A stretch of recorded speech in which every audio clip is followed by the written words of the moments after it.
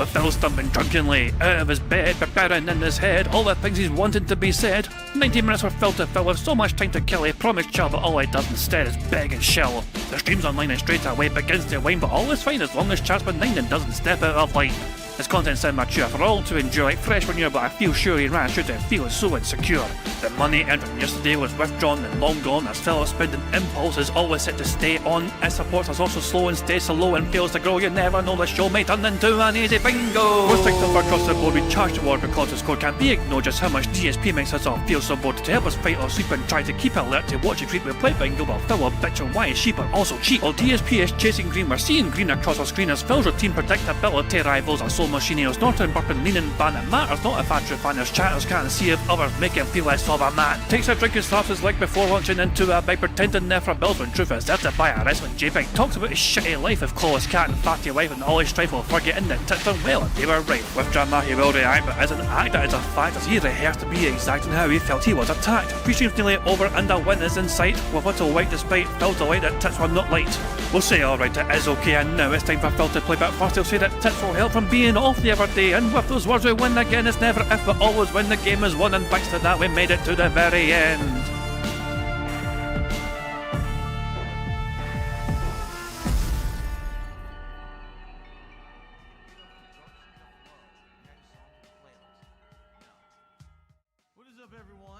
Hey guys, King Jad here, and welcome back to DSP Bingo for what is today, Sunday the 14th of September 2025. I do hope you're all doing very well, and I hope you've had a very enjoyable weekend so far. I've had a pretty chill one, personally, you know what I mean? I've just taken it very easy and just fucking done very little. I mean, I had a very lazy weekend. But yeah, very relaxing and all that jazz. Pretty good just to unwind and just chill and catch up and sleep and all that jazz. But excellent stuff indeed. As you can see, there's no sign of the bad man whatsoever. The bad man is not yet to be seen in his chat, but of course we'll go through some tweets, not shit covering from antics from what happened on Friday, and we'll catch up on some other things as well. One thing here, the first thing I want to catch up on, this is incredible.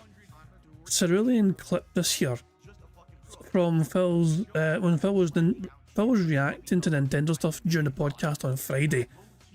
This has not been manipulated in any way by Cerulean86. All Cerulean86 did was add a zoom effect to this clip here. So this is Phil reacting to something from Nintendo. And look how his reaction changes when he sees a particular skin colour on screen. And voice. My name is Anne. Your me is good to go. I can't wait to see He's all happy, he's rocking out. The me characters you create will enjoy their island life however they see fit. Funny how Phil all of a sudden stopped wanting to party and be happy and celebratory when a black character showed up on screen. And One more time. Looks kind of like Liana, doesn't it? That's like Liana. Phil's like, yeah, those are good memories.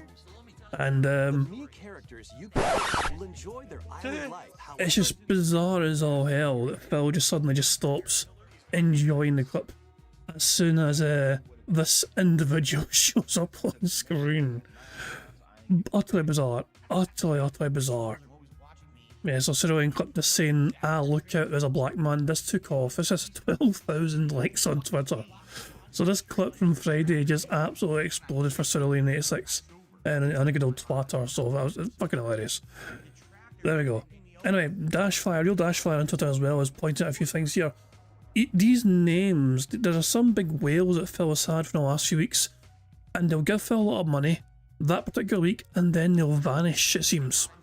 A few weeks ago it was Kremp, and then after that it was Deer in Headlights, then after that it was Trill P's £600 Gunt, and then the most recent whale, of course, Phil has had is somebody called Final Wish. Final Wish has given Phil about $1,000 in 2 days. Bizarre, isn't it? You know, so every single week someone whales out in DSP with a different account, never been seen again the following week. That has been the pattern so far for the past few weeks, as pointed out by Dashfire. It's a good little catch there. Phil's most recent whales were people we've never heard of before, and after they kind of finish whaling out, it seems like they're replaced with somebody else and are not seen again. We have some metrics here from JJ Anno as well, from Phil's streaming week there. Phil is up on tips by quite a lot of money, so he got $715 in tips, which is a 42% increase from the previous week. In Super Chats, he's actually down, despite all the massive whaling that happened via Super Chats, he's actually down in Super Chats by about 2%, because he only received like $1,300 in Super Chats. In memberships, he's up 13% week on week because he had 66 gifted memberships, and the kick subs are down 35% week on week because he only received 51 subs on kick the week. There, so there we go. And so another comparison here, continue with comparing the Kino Casino arc to today. We can see the growing difference in combining these primary revenue streams. Also, with more cash today going into Super Chats, it's hit with higher fees and delayed receipt by weeks compared to tips. Also, I would say at this point, much of the money in September has come down to 1 or 2 Rogers at this point, including obvious socks. Even these individuals can't cover the deep pockets of the casino viewers. And here's the numbers right here. If you're comparing the Kino Casino arc to last year compared to right now. Last year, September the 1st through to September 12th, Phil was given $3,700 in tips and $1,300 in Super Chats. Fast forward to present day, he's only received $1,000 in tips and $2,000 in Super Chats, which of course you got to take off the fees. When you take off the fees in Super Chats, that means he's getting $1,400. So that's quite a lot of money. So basically between these two, Phil is down more than double the amount of money he was making last year. He's making far less this year than compared to last year. You know. And yeah, another week where DSP missed goals off. Lots of words. Another week where DSP missed goals and a lot of demanding for cash. Something that's really making DSP push abnormally hard for cash for the last few months. It's very much like that 2017-2019 period with the Save the House and Taxes arcs. While it was happening, running up to his week off a few months ago, it has seemingly ramped up ever since he returned. There are many theories from all over the spectrum, and I suspect someone posted it and probably got it right. It'll only be a matter of time before we find out, as DSP never holds anything forever. Still, the begging has been disguised as goals, and that's why he pushes for them so hard. It's like the October 2020 to September 2021 push, but it was, guys, I have 2 big bills coming up. This is also a week where DSP started the next phase of trying to keep the goals up by counting support for prior streams and carrying them over like a buy now, pay later program. He kicked off his stream week with a terrible football analogy about carrying over money, which got him mocked, but after missing goals, he immediately ran back to the suggestion by being generous and offering folks a chance to pay off a prior stream's goal. Amazing change of heart over simply lowering the goal when he's missing the targets more and more. Now that's legit desperation right there. At this point, you have a Roger shipping the cash weekly to try and save DSP's income. To simplify it, much of it is going into YouTube side support as memberships and Super Chats and the ease of YouTube socks. Of course, only getting 70% of that money and it being delayed for possibly up to 7 weeks depending on when it is donated means DSP's accessible cash continues to drop off. This is paired with the kick support continuing to collapse outside of an outlier event a few weeks ago by someone that I can only assume is ill. I can only wonder how much longer until DSP undoes the combined goal of support. I do think the accessible cash is just drying up in him, and what he gets isn't able to keep up with his spending. In that case, I wonder if there are forms of debt like buy now, pay later plans getting missed or simply built up from Amazon, DoorDash, PayPal, etc. Interesting analysis there from GG, I know, very interesting metrics indeed. I always enjoy breakdowns when it comes to like Phil's financials or whatever. And you can just see here how Phil did in particular days or whatever, and the sort of support he got in these particular days. The last couple of days, September 11th especially, it really ramped up in support, particularly on the Super Chat side for him. And before then, it was a bit of a quiet week for him, until the whales started whaling out spectacularly. So yeah, they kind of really stepped up to the occasion, these whales, and to try and make it a slightly less bad week than it actually was for Phil. Anyway, there's an interesting thing that happened on. Well, I was tagged on Meppy if I can tag me on Twitter, because he was clipping something from me. So Sea Otter started off by saying, I guess DSP doesn't count all the statues he didn't declare in the bankruptcy and still has a waste of money, or the 200,000 plus he's blown on gacha JPEGs and WWE champions. This is in response to a tweet from Phil. Phil was tweeting about amiibos, saying gamers complain that the game prices are getting too high, but will pay $40 for a tiny piece of plastic with no actual use, and these will sell out guaranteed. And then you remember, and then it shows off all the screenshots of Phil and his collectible crap from way back in the fucking day. Fucking tons of them, of course. And so Mepe responded to this tweet by saying he said the statues were sold before or lost during the bankruptcy period, suggesting he gave them up to debtors. which he didn't since it was a no-asset bankruptcy. And then he included a clip from me because they didn't want to give Piggy a view. This is a clip that Methbear included. Do I still have my old Shredder statue? No. All that stuff is gone, long gone. A lot of the stuff was sold within a couple of years that I lived here. A lot of that stuff was lost during the whole bankruptcy period. All that stuff is gone. I don't have any more of that stuff in the house. But what you see is what you get. When we cleaned out this closet last summer, that's what I have left. Like, that's the clip. That's the full clip there. And they'll go on. They'll actually go on about it here. Like, Methbear contains something else. So LT watched a Tevin video of Philip selling statues to attract a trolling. I laughed. At one point he wrote, "For legal reasons, you're not buying this, you're donating to me, and I will send you a statue as a reward," or some bullshit nonsense. The "for legal reason" got me. Method responded to that, saying, "I remember that. He was late to a stream because he was trying to close a transaction while being strung along. It sounded like he called it a donation so it would be tax-free despite not being a recognised non-profit entity." Yeah. Phil tries to... what a surprise. I was thinking when it comes to fucking paying what he's meant to be fucking paying what he fucking owes when it comes to this shit. But there you go, good stuff indeed. But yeah, I'll say Phil... It's just kind of funny. Phil seems to fucking pull these things out of nowhere. You know, oh, it's these random shit that was hiding in his closet, and people are like, did you not fucking sell that during your bankruptcy? And Phil's like, no, I still had this.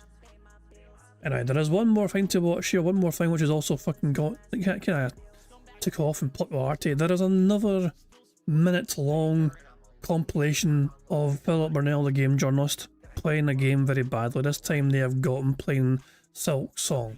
Game journalists, when they're forced to fight a Silk Song boss without the no double damage mod, and of course the word there was boss. So yeah, let's see this compilation, shall we? But this has almost 8,000 likes on Twitter so far. I didn't want to do that. I screwed up because again the dive attack is what you need to beat her. Hey, at least this is a good save point for this fight. I don't know what I did there. I stunned her. I don't know how I did it. What just happened? Dude, how many hits does it take to kill her? It's insane. Why does she take 7,000 hits to kill? It's getting tedious now. I tried to jump, it wouldn't jump. It glitched again. That's bullshit. Oh, that's bullshit. What happened is...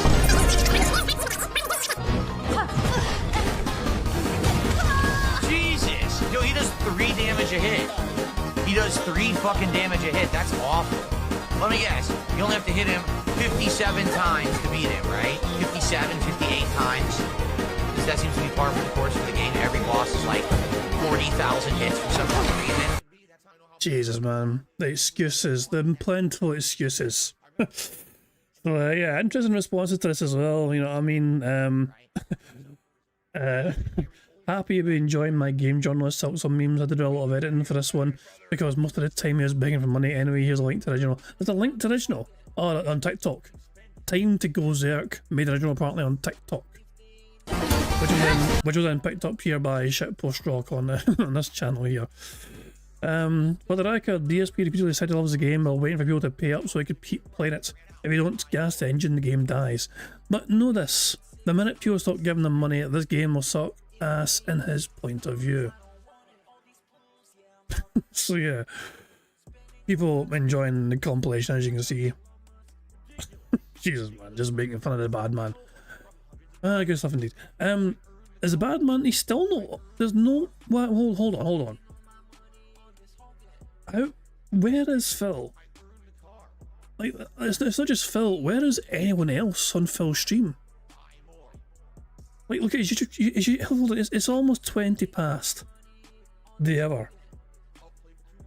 Exactly. Look at Jimmy John and Phil's stream chat. Is there no stream today? Who fucking knows? There's no sign of a bad man whatsoever. Utterly bizarre. Anyway, while we wait to see if Philip Burnell is alive or not, how about we enjoy a Snort Burnell compilation? Is he late? It looks like he is. He is nowhere to be seen right now anyway, that's a damn sure. Oh, he's in his... Here we go. He's in his kick chat. New emote just added. So he's busy enjoying himself in kick chat, adding emotes in kick chat, probably trying to do his best to fucking draw extra kick chat support because he's been very pissed. Phil Burnell has been very pissy so far about the lack of support Kick has been giving him in the last month or so, you know. But there you go, Phil Burnell is awake, and I do apologise for ruining your day with that news. Anyway, while we wait for Phil to get set up properly, how about we enjoy this Snort Burnell compilation from Friday night, titled DSP, I want that toy for $100. Sellout guy criticising the FTC for selling out. Failed goal of $118. Save the pig! What the heck? A pig with a party hat. Hello, Mr. Piggy. The sicky piggy.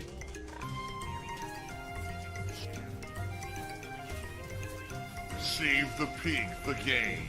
The whole game you're trying to save the pig's life. Help! Wow, Jax Raxer has started us off tonight with a $39 tip.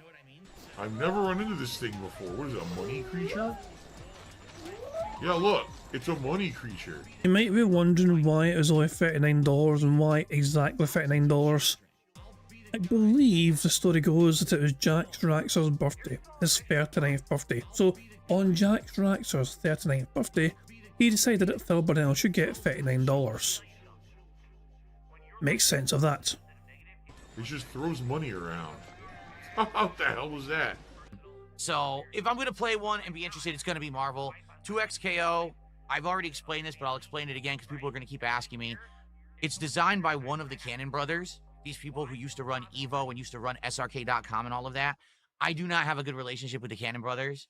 Over history, they've pretty much done some bad stuff that I don't agree with, and I'm just not going to support this game. Period. I'm just not going to support it at all. I don't care about the fact... I mean, you can't be Dutch when you say that, but I get a bus to work. There's nothing wrong with getting a bus to work. You know what I'm saying? Like, there's nothing wrong with public transport. What I will say is that Jax Raxer has apparently been trying to save up for a car for years, and yet he has given Phil Burnell thousands of dollars instead. Quite literally, thousands of dollars. He could have used that money for his own benefit, for his own personal well-being, to get his own car, you know? But instead, he just seems to kind of keep being compelled to give Phil Burnell money on it, and it's just weird. So when it's Phil's birthday, his fans are compelled to give Phil money to wish him a happy birthday. When it's their birthday, they need to give their birthday money towards Phil because it's their own birthday. I don't understand this logic. Whether it's their birthday or Phil's birthday, it's always them giving Phil money, regardless. It's fucking mental. Fact that there's only 9 characters. I don't care about the easy mode inputs. I just don't like the people who made it. So I'm not going to play it or support it. It's that simple. Okay? Okay. Real men don't hold grudges about dumb shit. I'm hoping for the best tonight, but you never know. We'll have to see how it goes. But it would be great to get a great stream tonight when it comes to support and engagement, since it may be the last hurrah for the game. A panhandler shaking a cup asking for money. It's confirmed the cardboard is $25, the replica dock is $99. The thing is, you might say that's expensive, right? But there's 14 games. We could do a few streams of Virtual Boy to have fun and just mess with these games. It's worth it. Really, it's worth it. I mean, I might get a fucking headache from the thing, but it's worth it to see me look stupid with this fucking Virtual Boy playing with it here. Like I said, now I have the setup to do this. I have the camera here that I can adjust and have it point straight at me when I'm playing the Virtual Boy so you can see it. And then we can have the other camera, capturing the video. It'd be perfect, you know? It'd be absolutely a great setup for it. So I'm actually pretty excited for it. I might get it. And I have a Nintendo Switch Online account, so I could buy it. So I might do it. Oh, see, Phil was a greedy, spoiled child. He didn't get Wolverine, and he holds a grudge against his parents for all of life.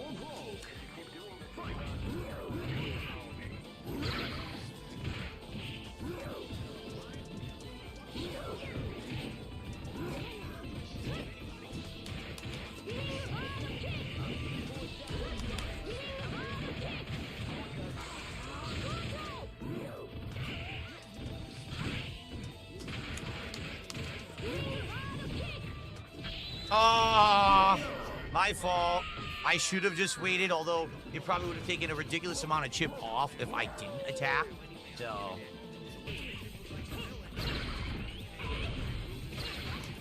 right in the middle of my combo. Not what I did. Why would I do low fears?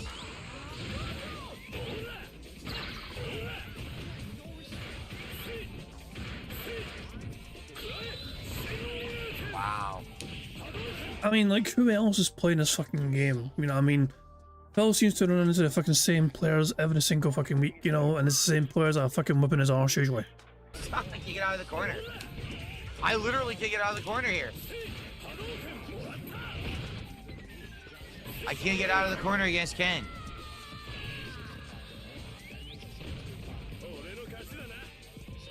Oh, so that's interesting. So Phil was hoping to get a sort of fucking box, Nintendo box thing or whatever, which doesn't cost too much. But he won't be able to show gameplay from it because nobody will be able to see anything because it's not a dock. So Jesus. Has he not thought this far ahead? I guess he's not thought about it from his audience's fucking perspective. Wow, what a fucking piece of shit Phil is, I guess. You know, I look silly on stream. I'm so glad you guys bought this for me. Chun-Li as my anchor is awful. Chun-Li is not a good anchor for me. She's just not.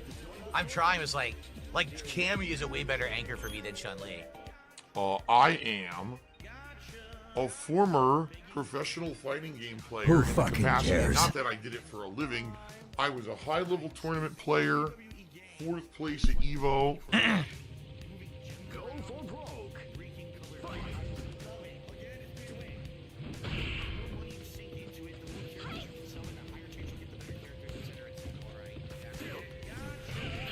Oh my god!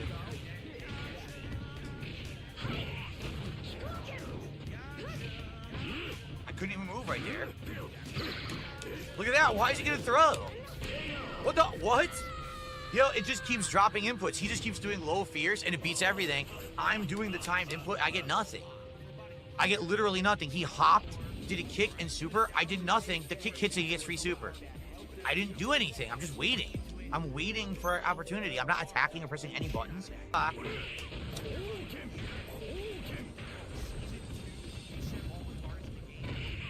Oh, sweet. Oh my god.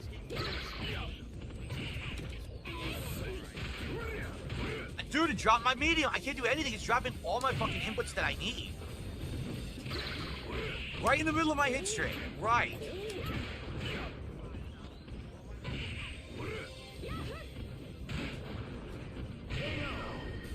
To high block, see what I mean? I can't even, all these things he's doing, I cannot react to them at all. I'm trying. I need a drink. Immoral, harmful, toxic. Woo! That grain alcohol's good. I mean, to me, this seems to be a fucking situation where Phil cannot accept that his reactions have slowed down. Like, the brain's still there, if you know, the gaming brain, you know, like, it's like, this happens when you get older, okay? Where your reactions slow down, mentally you're still fucking there, but making your hands fucking do what you fucking want in the speed you want them to, over time with age, you can't fucking make it happen fast enough. And that seems to be happening to Phil, and he can't seem to accept that and understand that, you know? Wow.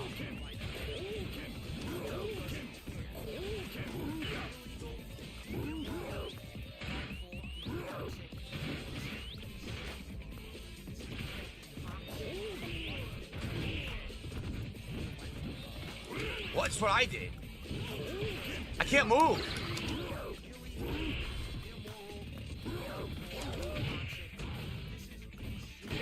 What happened? What the fuck? Dude, it's not showing his attacks. Look, you guys are watching the same stream as me. Yeah. There was no attack. Well, hold on a second, yeah. Let's just watch this guy fucking kicking ass here. Move.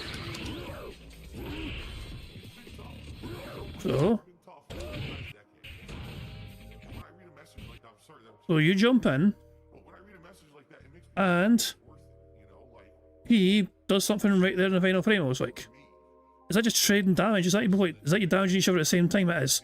You both hit each other at the same time. You just traded. Because you're on so low health, though, you end up dying. But you both hit each other at the same time, so you both basically just trade hits. What happened? What the fuck? Dude, it's not showing his attacks. Look, you guys are watching the same stream as me. There was no attack. There was literally no attack on the screen. I just died. Come on, man. Yeah, I know, it's hilarious. King Crimson says everyone's on 2x KO. Yeah, you know, the game that FGC apparently panned and said they weren't going to play because it was only 9 characters, because it had pay to win. formula, you know, all the things that they claim, and now they're all playing it because they're all fucking sellout schlubs anyway. Yeah. That's like me, right? That's like me. Yeah, they're all playing that. That's how they are. They all just talk big and they have zero action. They're all just fucking, they just bend right over. As a fucking person that cries and bitches and whines about Nintendo all the fucking time, yeah, he's first in fucking line to buy a fucking Virtual Boy. The double standards are massive when it comes to filling this fucking crap. The double standards are unreal. But yeah, of course, Phil's a big massive hypocrite about it. When is Phil never a big massive fucking hypocrite when it comes to these fucking things? That's like me, right? That's like me. No, Tyrone. No, Tyrone. Wait. Oh! Bruh.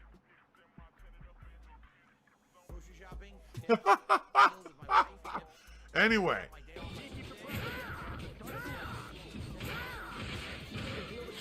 Well, he's playing someone different, this person, so he was playing the same person over and over there. This is a different person though. Kino Pio 7, I don't know. Is it a coincidence this person has Kino in their name? I don't know. But yeah, that Phil's playing somebody new. Wow, look at that. He even showed my kid coming out, then it let him throw me anyway.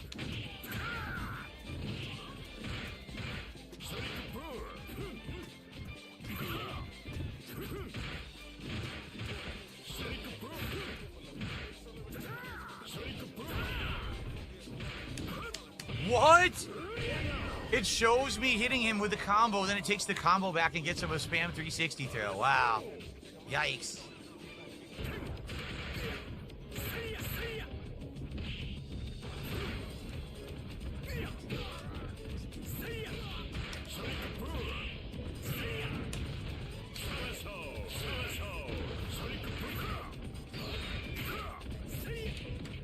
Why'd I get thrown?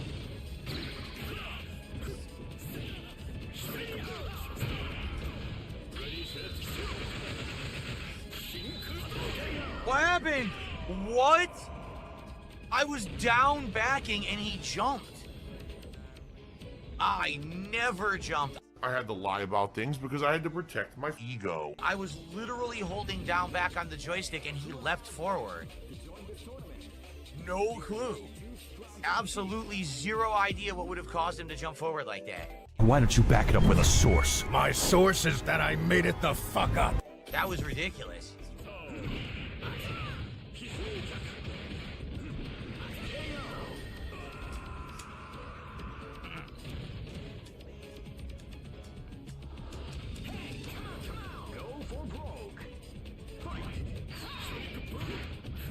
I keep swooping by accident. I don't want to.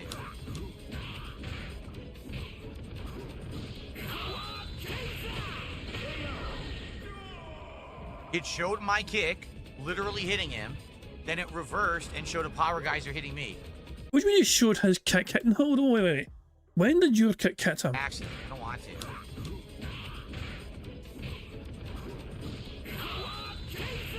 Does he mean that? Does he mean that? Hold on. So he means this here. Like my kick hit him. Oh, hold on.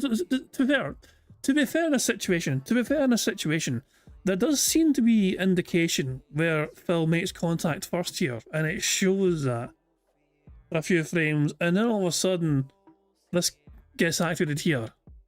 Is that a demonstration of rollback netcode and issues when it comes to playing online? Or is that an intended feature to be able to fucking do that, to punish players sometimes, even if you get hit first? I don't see it. I'm not fully too caught up in fighting games, but yeah. Phil might be right there when he says that he hit him first. At least that's what it showed on screen, because Phil did seem to kick the guy first. Look at his fucking face and all, for fuck's sake.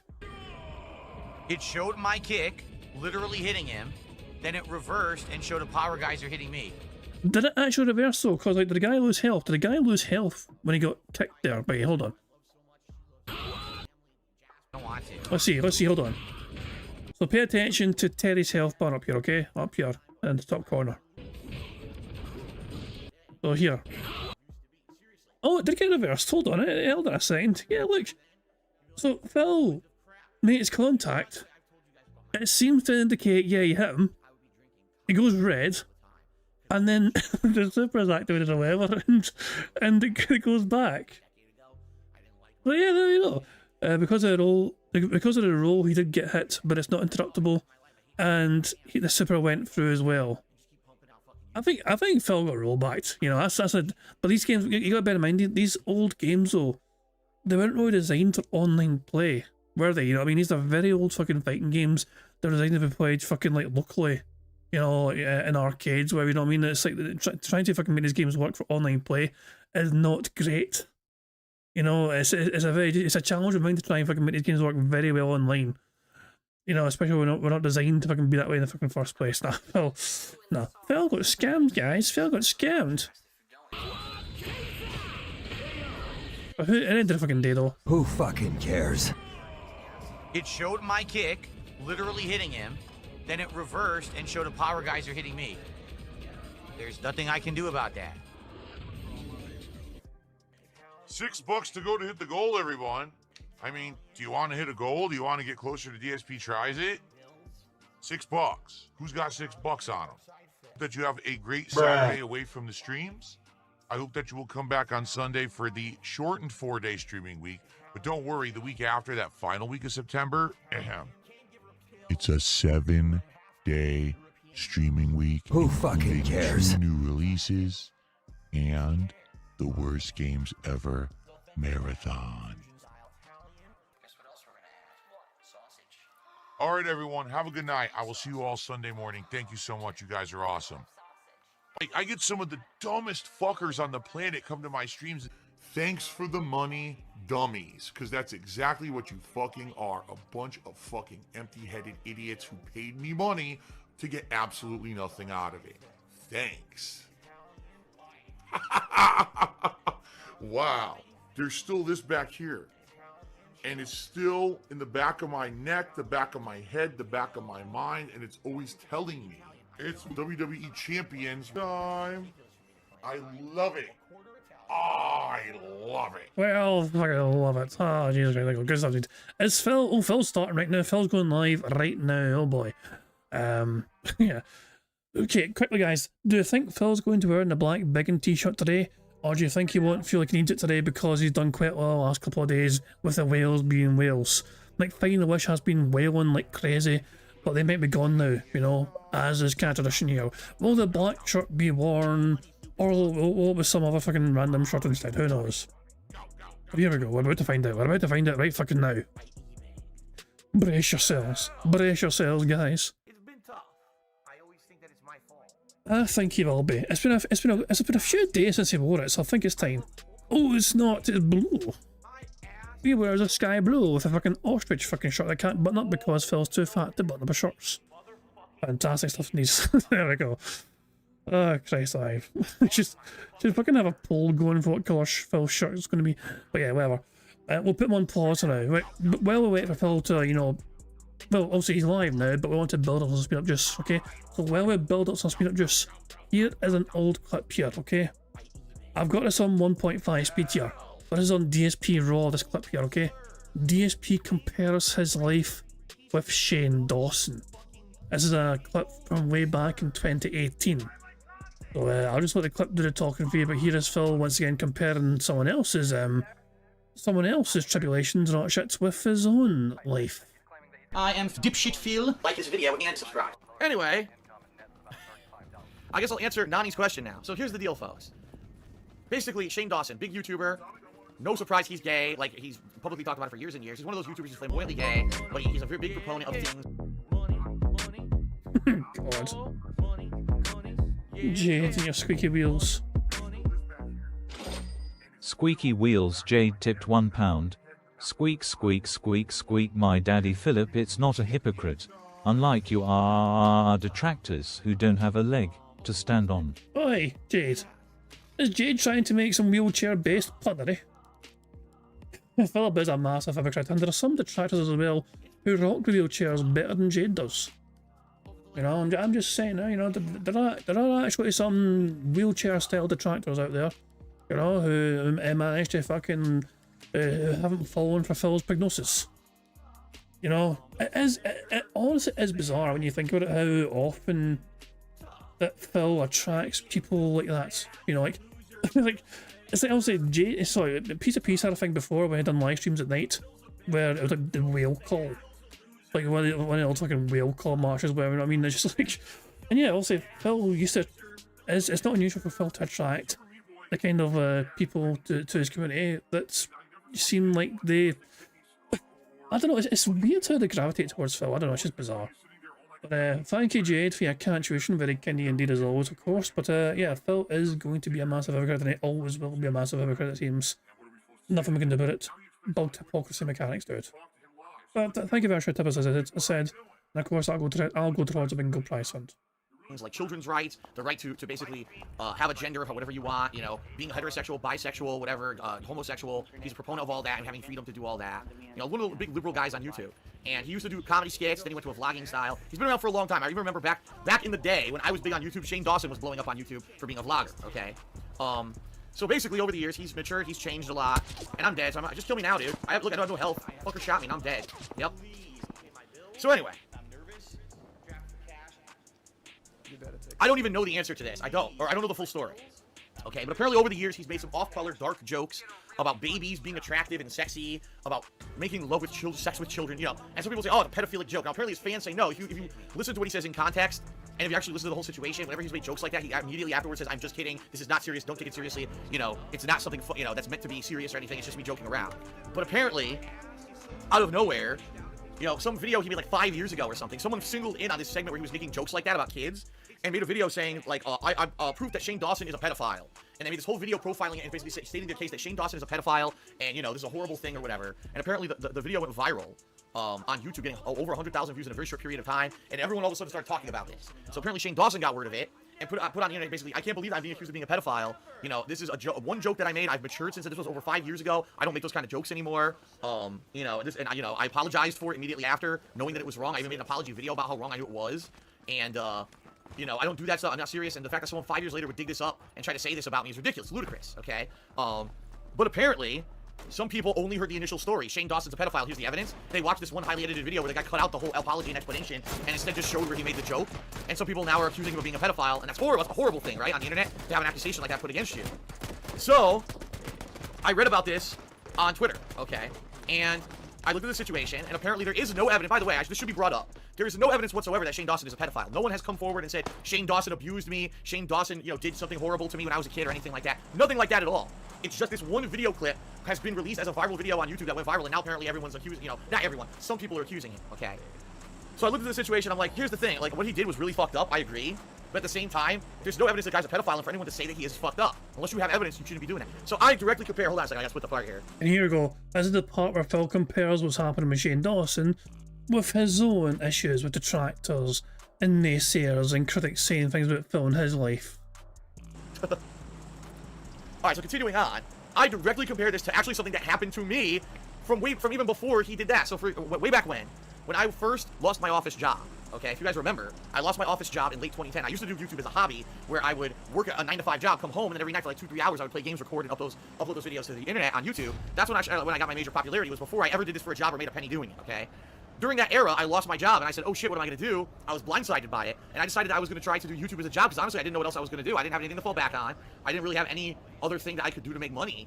And I was very nervous. I was going to lose my house. I just bought a condo that summer. So I was going to lose my condo. And I was going to lose all this stuff because I had no income. So I said, what the hell? I'm going to see if I can monetize YouTube and make money. Well, at the time, a big fiasco went down that I won't get into massive detail about because I've already told the story a million times. It's not the story I'm trying to tell right now. But basically, I had to leave YouTube temporarily for a while and try to make money on another site. Okay, I couldn't monetize my gameplay videos on YouTube, and I wanted to see if I could monetize my videos on another website outside of YouTube.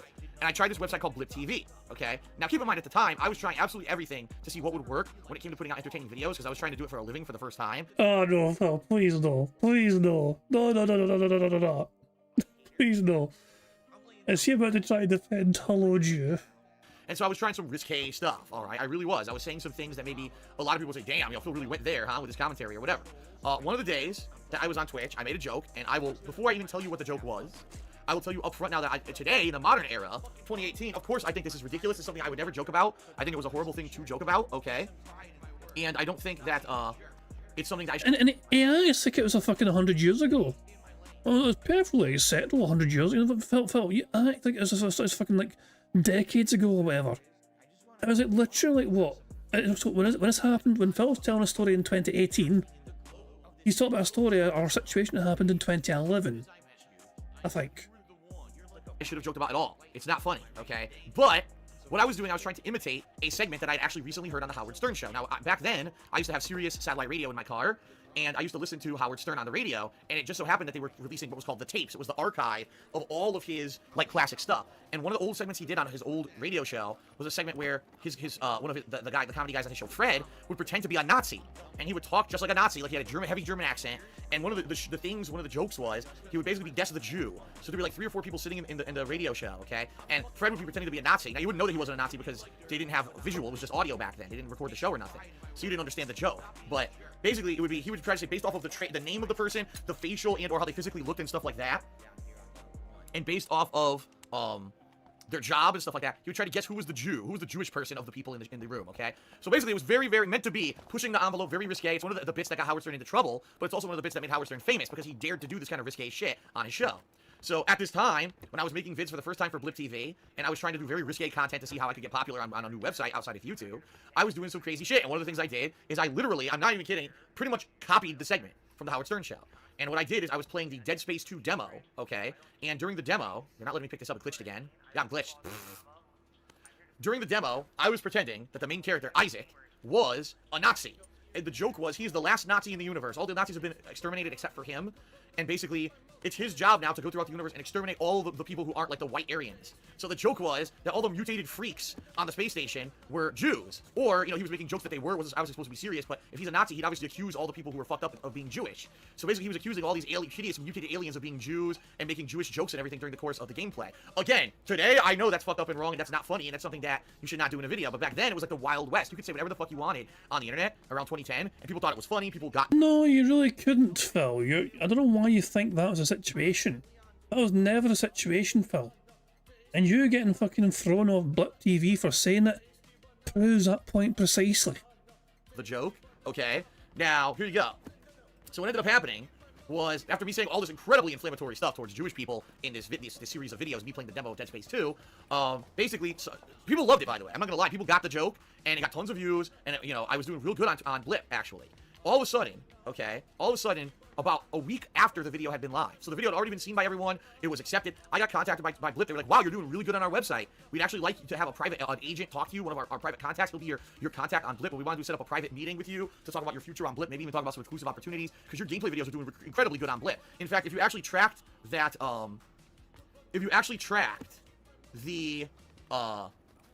my performance on Blip TV at that time, I was the #2 guy on the fucking website. The only person who was bigger than me on Blip TV for that month that I was on that website was the Nostalgia Critic. I'm not even kidding, I surpassed Angry Joe. I surpassed every major person who was doing shows on Blip TV all along. I surpassed them in viewership within like 2 weeks. And I was the #2 guy on the website. So Blip was pretty serious. They're like, damn, this guy's the future of our business. You know, let's be serious. Let's talk about him about opportunities and stuff. Well, basically about a week after I had created this video, with this me impersonating the segment on the Howard Stern show and all of that, okay?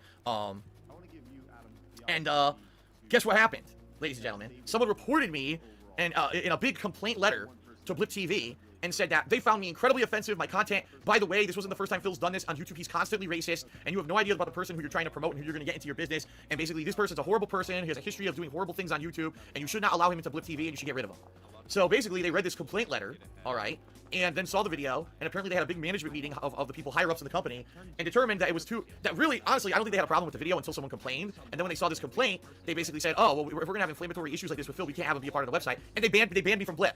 They gave me like 7 days to remove all my video content, and basically said you're gone from Blip because of the kind of content you put out. And I said, now wait a minute. So they love me. They really love me, but one person complained, and that was it for me. One person complained from it, and that was history. They loved it though.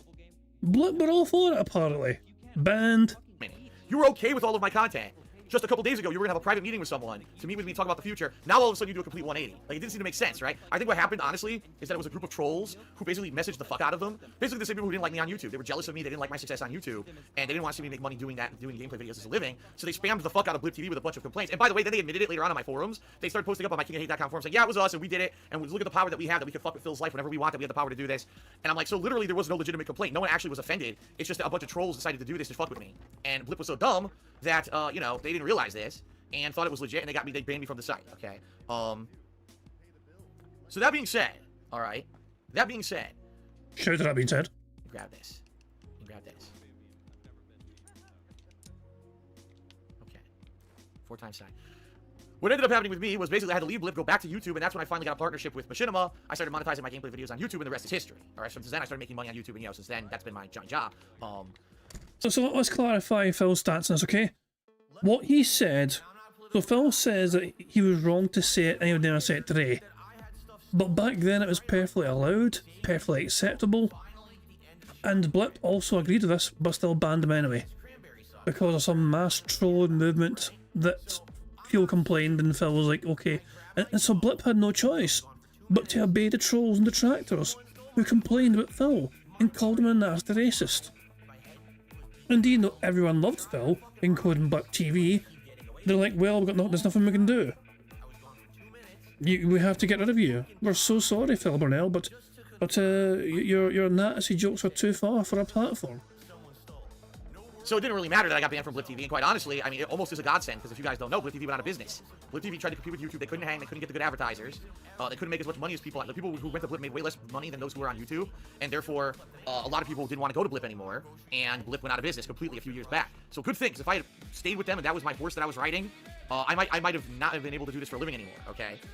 Now, the reason why this is all pertinent to me and the Shane Dawson situation is because it's literally the same situation. No lie, folks. Ever since that time, when that happened, ever since I made that joke that obviously was incorrect, a thing I shouldn't have joked about, I wholeheartedly admit now today it was a mistake, and I would never make a joke like that ever again, okay? Basically, there's still people to this very day that bring it up and say that I'm an anti-Semite and a racist. And they'll reference that. They'll say, look at this, here's a clip of Phil, because by the way, the clip doesn't exist anymore, but they'll bring it up, they'll find it, some people have saved it and archived it, and they'll play that clip and say, here's an example of how Phil's a racist, right? Now, I'm not. Everyone who's seen me over the years knows that I'm not a racist. If you've seen the over 50,000 fucking gameplay videos I put out on the internet, you know that every once in a while I will make a joke about race. It's usually a generalized stereotype. I've never made a joke as extreme as that one ever again. I know that it was bad to the point of being way too bad, okay? Why would anyone think that Phil Burnell is still a racist today? Like, what? Why would people think that Phil Burnell is a racist today? Hold on, where are you? Where's Cyril in 86? Anyway, hold on. Why would people think that Phil Burnell is a racist?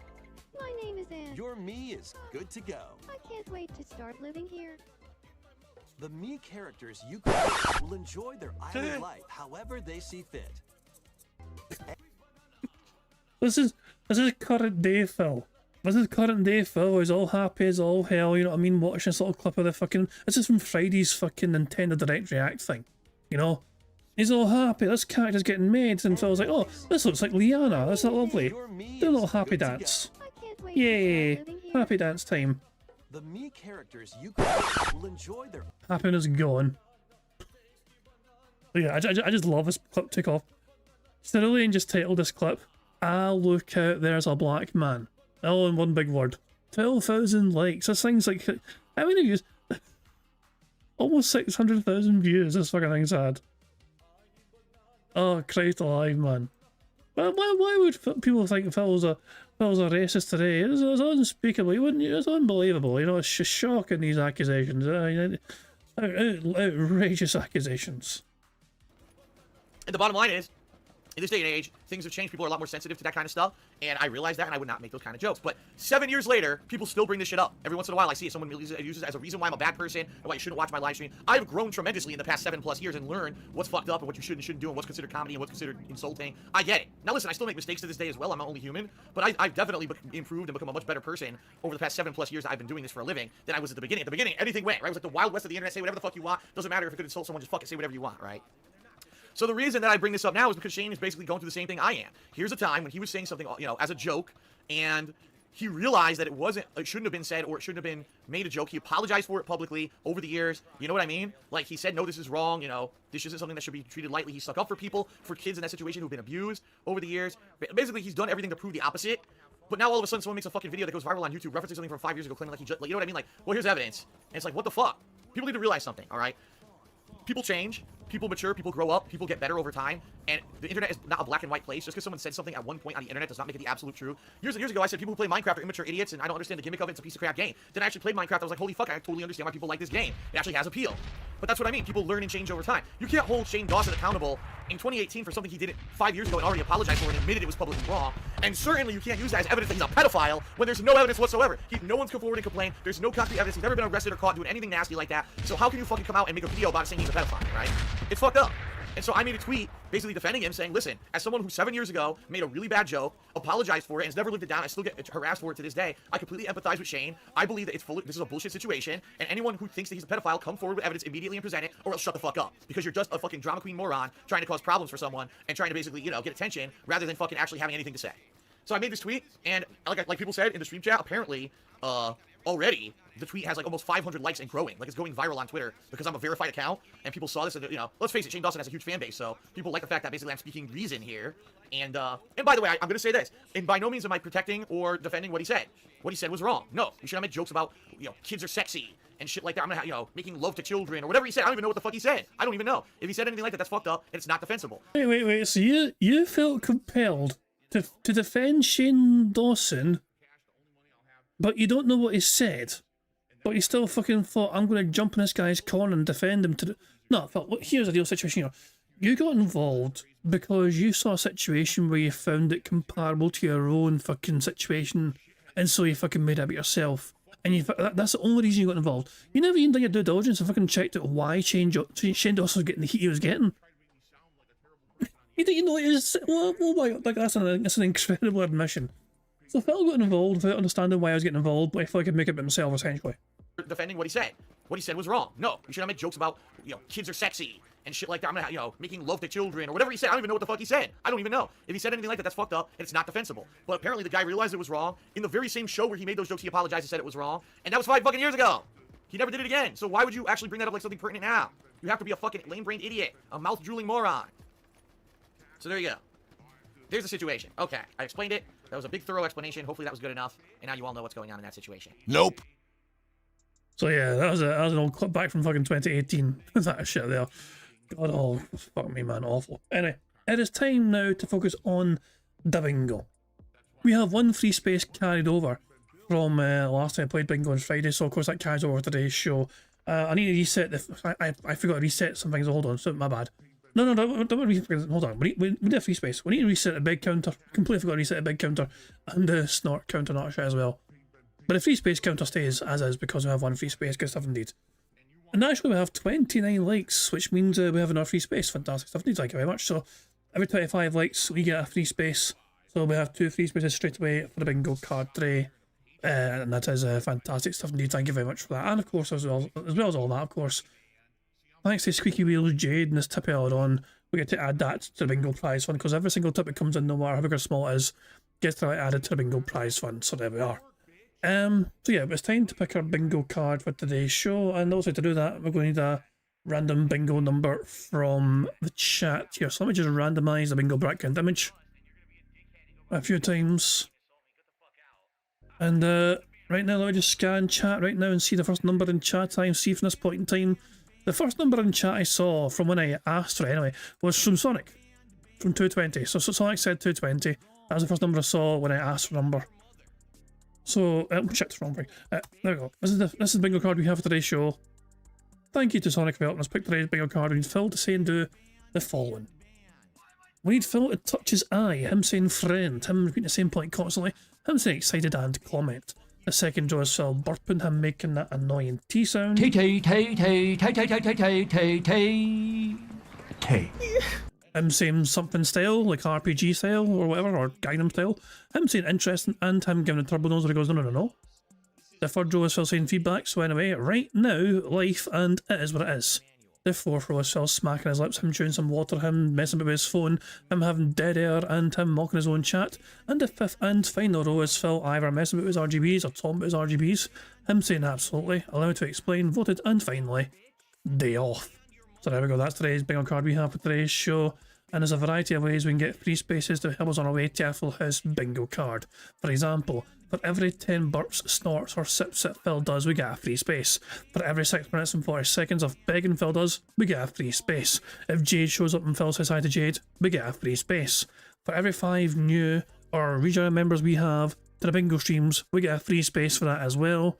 And for every 25 likes we get on bingo, we get a free space for every 25 likes we get, and if we get 100 likes, of course, not only is that another free space, but you guys get to enjoy the Bubbles animation made by the supremely talented Pixar Animations to celebrate the 100 likes on the stream. So excellent stuff. So you guys are in some control of some of the ways and get free spaces, but the rest of the ways are controlled by Phil and his bizarre body functions, as well as him begging like the little bitch that he is. So there we go, good stuff indeed. There's also one new thing I've implemented for today.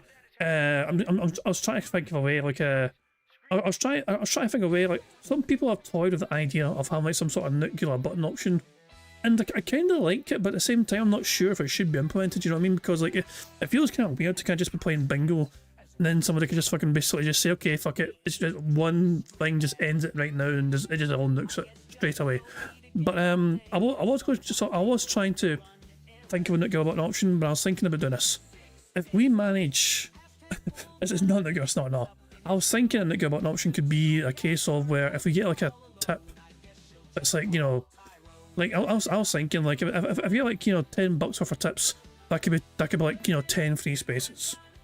I don't know, but I'm not sure how I feel about that though. You know, I mean, I'm just like, yeah, but fuck it, yeah, we'll go with that, yeah. If there's enough tips, or whatever, $10 worth of tips, we get 10 free spaces. Only 10 though. You know what I'm saying? Like, no, so you know, we had 1 hour on whatever, but it has to get to 10 first. It has to get to 10 first before you unlock the 10 free spaces. That's a nuclear button option though, of course. But anyway, there's some more things to cover, of course, when it comes to bingo, but I'm going to let AI Phil Burnell explain that for me. Well, hello there, AI. Phil Burnell here in the digital flesh. Here to tell you about Marbles on King Jad's Bingo Baddies stream. To add your name to be part of the Marbles games, use the exclamation point Marbles in chat to see how easy it is to do it. And at the end of the month, a winner will be picked. It's just that easy, like wear a t-shirt under a Hawaiian shirt. Thanks, Phil Burnell. AI Phil Burnell, of course, for explaining that for us all to understand. Right, I think there's nothing else to do apart from just press the random Scottish soundboard button to send us up into battle once more. So here we go. What's it going to be today? Shut the fuck up, you cunt! Okay, on that note, it is time to start playing bingo, guys. Good luck, everybody. Here we fucking go.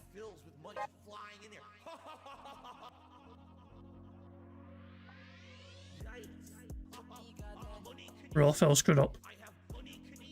Raw fell screwed up. Nothing to do with me, this is all raw fell. Oh wait, it wasn't raw fell, this is Phil Phil. Phil screwed up. Phil screwed up. So I thought it was raw fell at first, but it's actually Phil. I do apologise, raw Phil, for blaming you for it there. I thought it was you for a second, but no, it was the bad man. The bad man screwed up himself. Glorious stuff. Nice full start. Does that count as dead air? My microphone had an app. You know, I'm going to count that as dead air. Burger. Why not? That was definitely dead air. Testing. My microphone had an app update, and it must have changed all the settings. All right, I guess we do the intro over. Cool. I'll be right back. Oh, for God's sake, so I guess we just fast forward, and oh, for God's sake, he's actually fucking replaying the whole fucking thing. Oh, for God's sake, well, you ready? Take 2, I guess. Brace yourselves, here we fucking go, you know. Jesus Christ, man. Thank God he checks all our shit beforehand, Remember, he's in his office at least 1 hour before the show goes live, getting things set up. What is going on, everyone? Welcome back. It's time for another week of fun here on DSP Gaming. Now, this week, it'll be a shortened week because I'm only here for 4 days. But don't worry, there's going to be all kinds of good stuff, including the continuation of Chronos The New Dawn, Hollow Knight Silksong, Suikoden N2, and the conclusion of the Gears of War Reloaded hardcore campaign. And also tonight, on the late stream, per your direct requests, the return of American Truck Simulator. But before we get to gaming, on today's show, we have a topic to discuss, one that we've actually been tackling over the last week. The YouTube views drop that has affected every single creator on the platform. It has been discovered what the source of the views drop is, and we'll break it down here today. Plus, some chill vibes, fun interactions, and a good time. All of this and more on today's beginning episode of the Level 1 podcast. See, has it really been discovered what the source of it was? Because Spiff and Britt made a video about this. I shared it in the member Discord. The member Discord, you saw me share it, but yeah, it's. I don't think it. I don't know. I mean, I've not seen. I'm kind of curious to see what Phil says. I'll wait and see what Phil says about the whole fucking member view drop thing or whatever. But it seems to happen every single September anyway. Good morning and welcome to the show. It is Sunday, the 14th of September, 2025. Yeah. Oh, so Prophet, here's an important question here. What name did they use this time? Are they still using Final Wish, or have they changed the name again?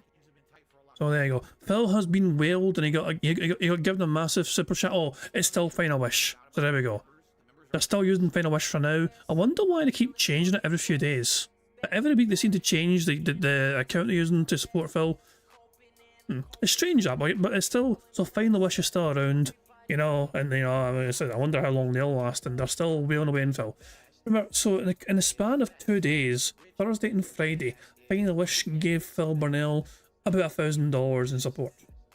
And now today, Sunday, another 150 straight off the fucking bat. It's absolutely, it's deranged levels of support, you know. It is absolute lunacy getting that sort of fucking support from fucking people, you know. Again, if you can believe it, man, is time flying. We are halfway through September. What? Okay. And summer's almost over. In fact, it's been quite cool around here in Washington State recently, which has been great. The only room I've had to use my air conditioner in is the studio. Every other room of my house, I haven't had to use it. Although apparently, we're going to get one last blast of summer this Tuesday when it's going to be 90 degrees Fahrenheit. But it's hilarious because on Monday, it's going to be 70 degrees. And on Wednesday, it's going to be 73. A 20-degree differential within one day, and then it goes away. That's what they're saying. Anyway, so, welcome to the show, and welcome to a shortened week. For transparency purposes, I will only be here 4 days this week, today through Wednesday. I'm off both Thursday and Friday of this week. I'm taking a little bit of personal time away to spend some time with my wife, do some appointments and some things, but I'll be back on Saturday of next week for a 7-day streak.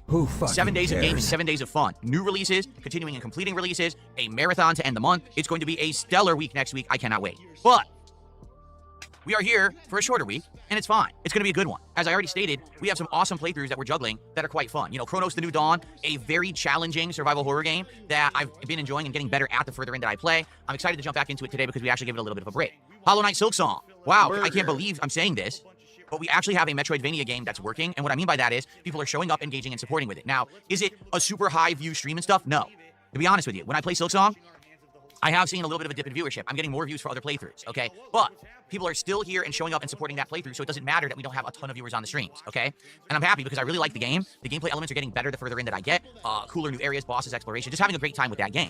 Gears of War Reloaded, a shocking hit. I didn't think people would care for it that much, but because I think I played the campaign on hardcore difficulty, it's tough, and because it's tough and I'm dying a lot and raging, I think people are liking it. So that's 3 different games in the rotation that are all really, really challenging, right? So admittedly, with 3 games that are challenging, you might say, well, some people are going to be upset because you used to have late night chill streams. And right now, the only chill stream you're doing is Suikoden 2, which you've exclusively made a daytime stream. And that actually persists this week. Suikoden 2 has to stay a daytime stream because the game is so long. If I only play at night streams, we won't make enough progress to even finish the game. So we have to be playing it as daytime streams, okay? So, over the last week, you guys were up in arms. You came at me with pitchforks, torches, and a lot of complaining through chat like this. And what you said was,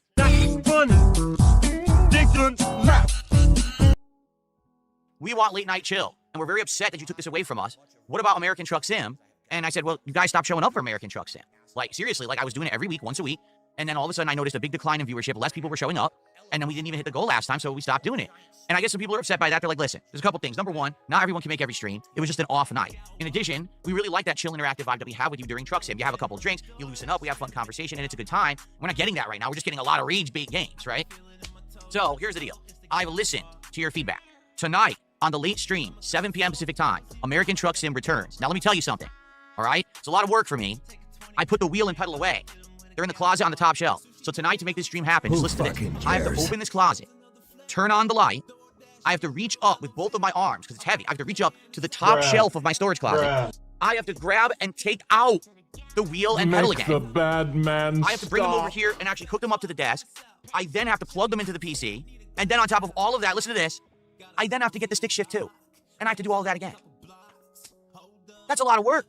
So I hope you guys are actually going to show up. I hope that this wasn't a case of just a vocal minority, like 2 people who were upset and kept yelling at me all week. And if I do this tonight, I hope people will show up, engage, and Well, there it is right there. As soon as he asks for the word support, he mentions the word support and Final Wish shows up in the stream chat. Over $151 super chat. So that means, in theory, that means Phil won't ask for support for the rest of the day stream. In theory. support the American Truck Sim stream. All right, seriously, I really hope so. I hope that you got.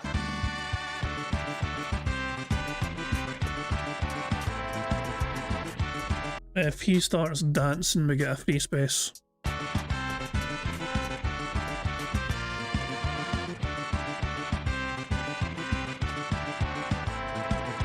Well,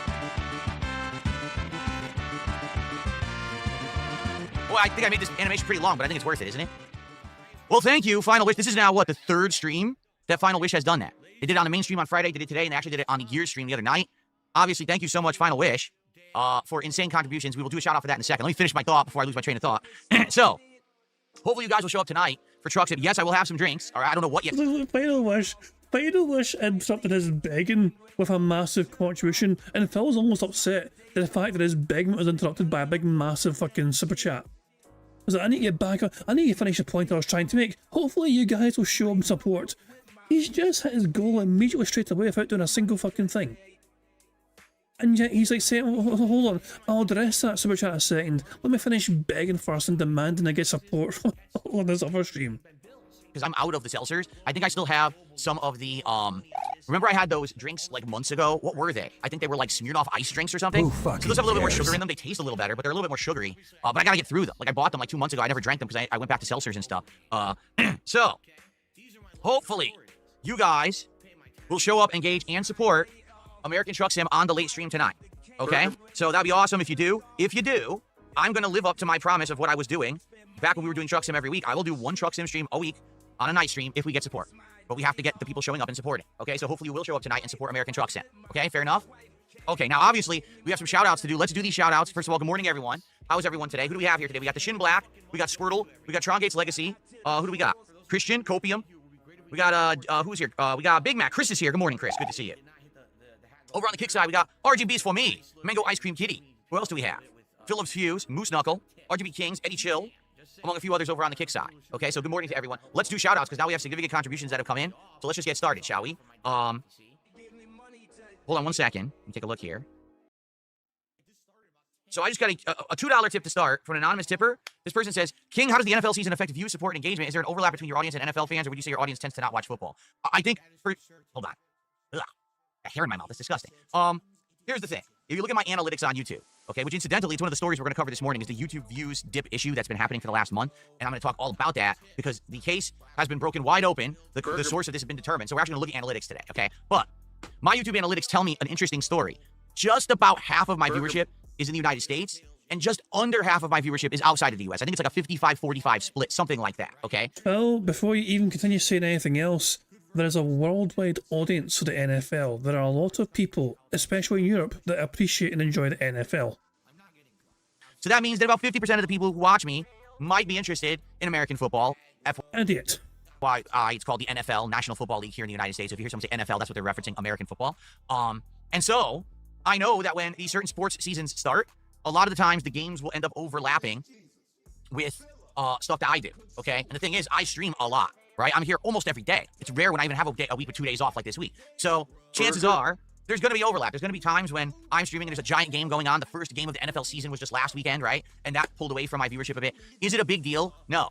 In general, I just don't pay attention to it. The way I see it is this. I'm the dependable guy. I'm here like clockwork, right? So you know, hey, Phil's going to be streaming. So if you can make it great, and if not, it's not a big deal. There's just going to be a bunch of other streams coming up anyway. So it's not the end of the world, okay? If you can make it, great. If you can't make it, well, come to the next stream. I'm happy with that. I don't ever really see a humongous decline in viewership, engagement, or support because of the NFL, because of the NBA, because of, baseball or anything like that. Not really. Every once in a while, you will see in chat, if there's a hot game going on, people might start talking about it. But, I'm not a sports guy, so it doesn't really affect me. So there you go. Plus, you can ban that chat and you're talking. If you see people in your chat talking about that, you get upset because they're not paying attention to you or the game. You have called out multiple times in the past. By the way, good morning to some more people who showed up. We got Anthony Dab Hands, hashtag Fluffy, Euthanasia, Original Grant, Super Bonchan is here. Oh, Eliza Pancake. Who else do we got? Poxy Land, Netcode's Evil Twin. The reason I said, is because I started shouting out Kick, and I remembered something about Kick. We have a new emo. Has anyone noticed the new emo on Kick this morning? Who fucking cares? I added it this morning. So give a look. Everyone on Kick, you have a new emote to use. It's universal, and also for subs, you can use it outside of the chat as well. It's there. Have you found it? I want to see people find it. No, not the chair. That's not the new emote. Dark Ethan, good morning. King Michael, good morning. No one's finding the new emote, seriously? I definitely added it. 100%. No, not that one, not that. No one's finding it. There it is. RGB Lover has found the new emote. So the emote is Phil Salutin apparently. In case you guys are wondering what the emote is that Phil has added, you know, hold on, let me go full screen for you guys so you guys can really appreciate this. You know, it didn't check in here. Okay, well, hold on, I'll zoom in for you. Okay, so keep your eyes peeled on this particular emote right here. No, not that one, not that. No one's finding it. There. So yeah, it's that one of Salutin. So Phil added that new emote and he thinks that was the most super exciting, incredible thing ever. And because he's done that, I guess he thinks he deserves 20 subs on Kick right now to reward him for fucking adding a new emote on Kick. I wonder if he'll... so he's going to just say, like, I've added a new emote on Kick. He's going to turn this into a big one, isn't he? He's going to turn it into a fucking big one.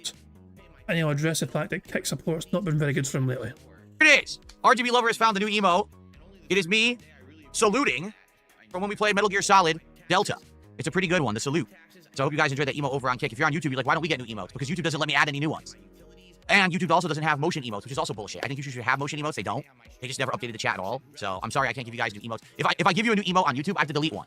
So if there's an emote you guys hate, you think you don't want to use it, I can remove it and I can give you a salute emote that doesn't move. It's just me like saluting like this, but there you go. Okay. So let's continue with shout-outs before we get to our major story for the day. So ladies and gentlemen, Final Wish has done a $151 super chat. Yes, I'm not kidding. 151.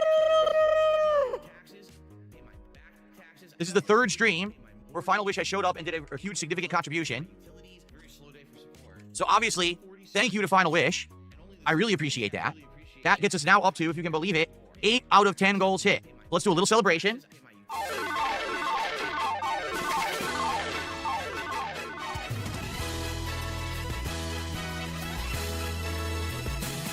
Come on!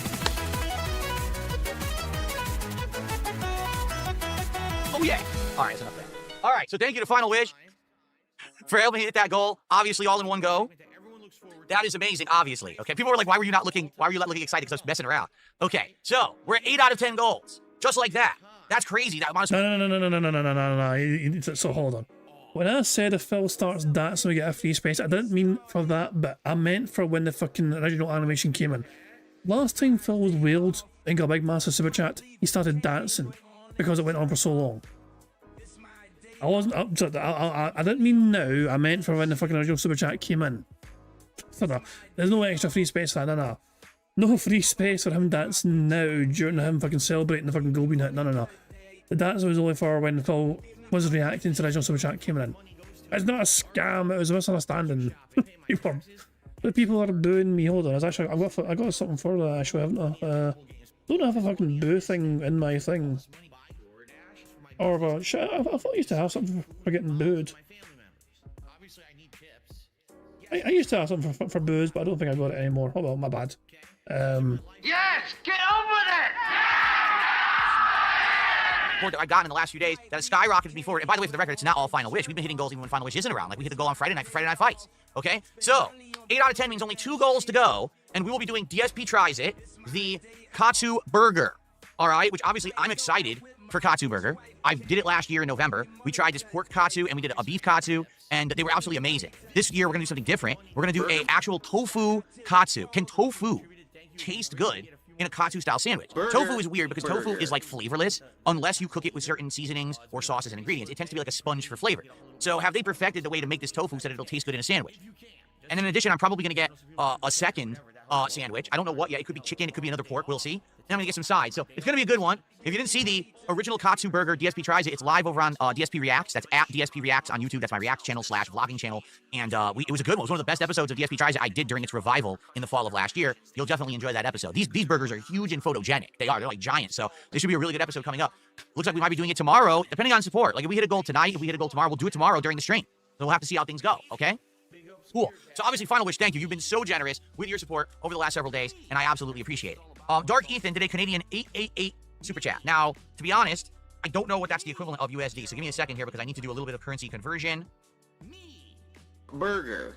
Canada to USD. Who so fucking cares? Is $6.41 American. So thank you to Dark Ethan. It's good to see you here this morning, and thank you for the support. Let's actually get Final Wish up there. I put Final Wish in the wrong spot. I put him in the top tip by accident. Let's get final wish in the top super chat, which is correct. Okay, so with that, we're now up to 159. Old Ugly Bastard did a $5 super chat and says, should I try Chronos if I like Resident Evil 4 and Dead Space? I've heard some mixed opinions. Chronos is like Resident Evil 4 and Dead Space on extreme difficulty. And that's if you're playing it on the standard difficulty. It's that hard. Resources are incredibly scarce and randomized, by the way. Whenever you break a box, there's different items inside every time, so you can't even depend on what's in a box. Inventory space is incredibly limited. Abilities / guns are incredibly slow to upgrade and very expensive to upgrade. So basically, it's a very slow progress game. The only way to really persevere is to run into a room having no idea what's in there, run through it, see where everything is, die, and then replay the room. There's been very few times in the game where I've been able to like go an extended period without having to like replay areas, okay? The catch there is there's not always a good checkpoint. So you may be screwed and have to redo a whole bunch. That's happened to me, okay? So it's a frustrating game, but if you like classic survival horror, if you're okay with the limited ammo, limited inventory, and grueling difficulty, the lore of the game, the atmosphere of the game, some of the scares are really good. Like, I'm actually very much enjoying the game. I can't wait to jump into it again today and find out more of what's going on. It's very, very interesting, okay? So is it like Dead Space? Yes, but much harder, and with less abilities. Is it like Resident Evil 4? Yes, but much harder. That's the best I can really describe it, okay? Okay, Chris, 2 months as a member, says, I now have the gold crown. What's up, Phil? What's going on, Chris? Congrats on earning your gold crown. As you become a member on any of my channels, you get a crown in the chat, and the longer that you are a member, you get a crown for longer, and, excuse me, a crown that's upgraded. So, for example, you're now heading into your 3rd month as a member, you get the gold crown. And it's incremental. I think it's 1 month, 2 month, 3 months, 6 month, a year, 2 year, 3 year, 4 year, stuff like that. So there you go. Okay, Casanova has been a member for a whopping 48 months. So speaking of milestone, at the 48-month milestone, Casanova has earned themselves the coveted highest level of crown, the Emerald Crown. Congrats, Casanova, on the Emerald Crown. Very awesome. You know what I was just realizing? Very shortly, we're going to have people over on Kick who are going to be hitting 1 year as a sub on Kick. Because it was, I want to say it was either late September, early October when I started streaming on Kick. And that's when the memberships got enabled within just like a few days of me doing it. So yeah, like we will have 1 year anniversary subs on Kick soon. Anybody care what this guy thinks? No! Seen any yet, but I think we might start seeing them soon. That'll be pretty cool. Then again, most of the people on Kick are LARPers. Actually, I think Eddie Chill has it. Eddie, do you have it? Burger. He has Eddie. 5 in a row. That's concerning. Chill has it. I just noticed. So Eddie Chill, congratulations. You have the 1 year crown over on Kick. I think they give it to you early on Kick. They give it to you like when you're starting month 12 rather than like when you begin the 2nd year. So I think because I know I wasn't streaming this early on Kick, was I? I don't think so. So there you go. Well, congrats, Eddie Chill. Let's see who else will get it over on Kick. That's cool to see that. It says final sish on the leaderboard. Oops. Let me fix that. There we go.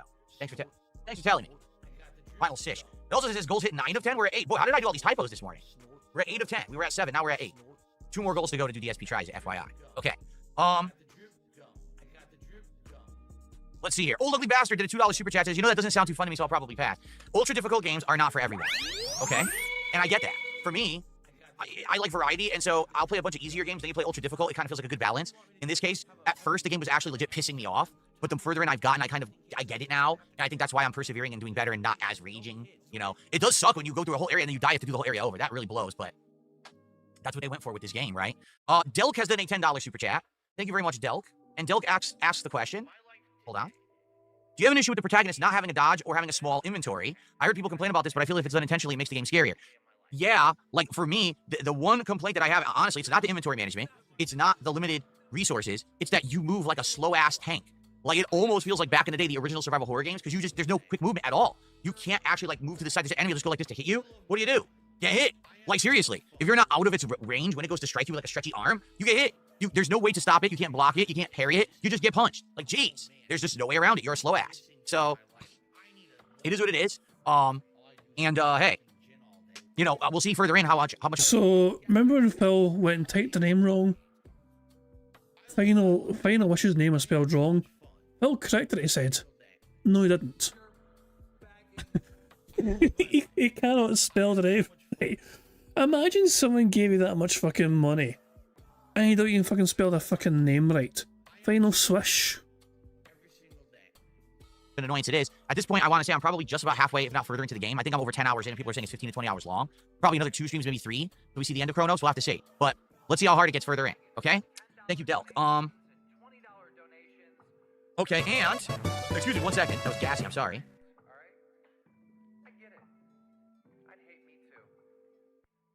Now, what currency is that?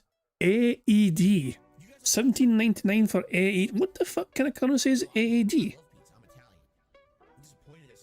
I have no idea what currency that is. That's so odd. Someone tipped $1.99, says, I wish you didn't have 2 days off. It's a bummer. When you're always a reliable guy, it feels like your most support now is from 1 or 2 top dogs. I just tune out the second you hit your goal. I don't know why. So wait a minute. Hold on a second. Just think about how ridiculous that sounds. I tune out the second you hit your goal. So you're tuning into my streams just to see if I hit a support goal? You're not here for the content, for the discussion, for the gameplay, for the laughs.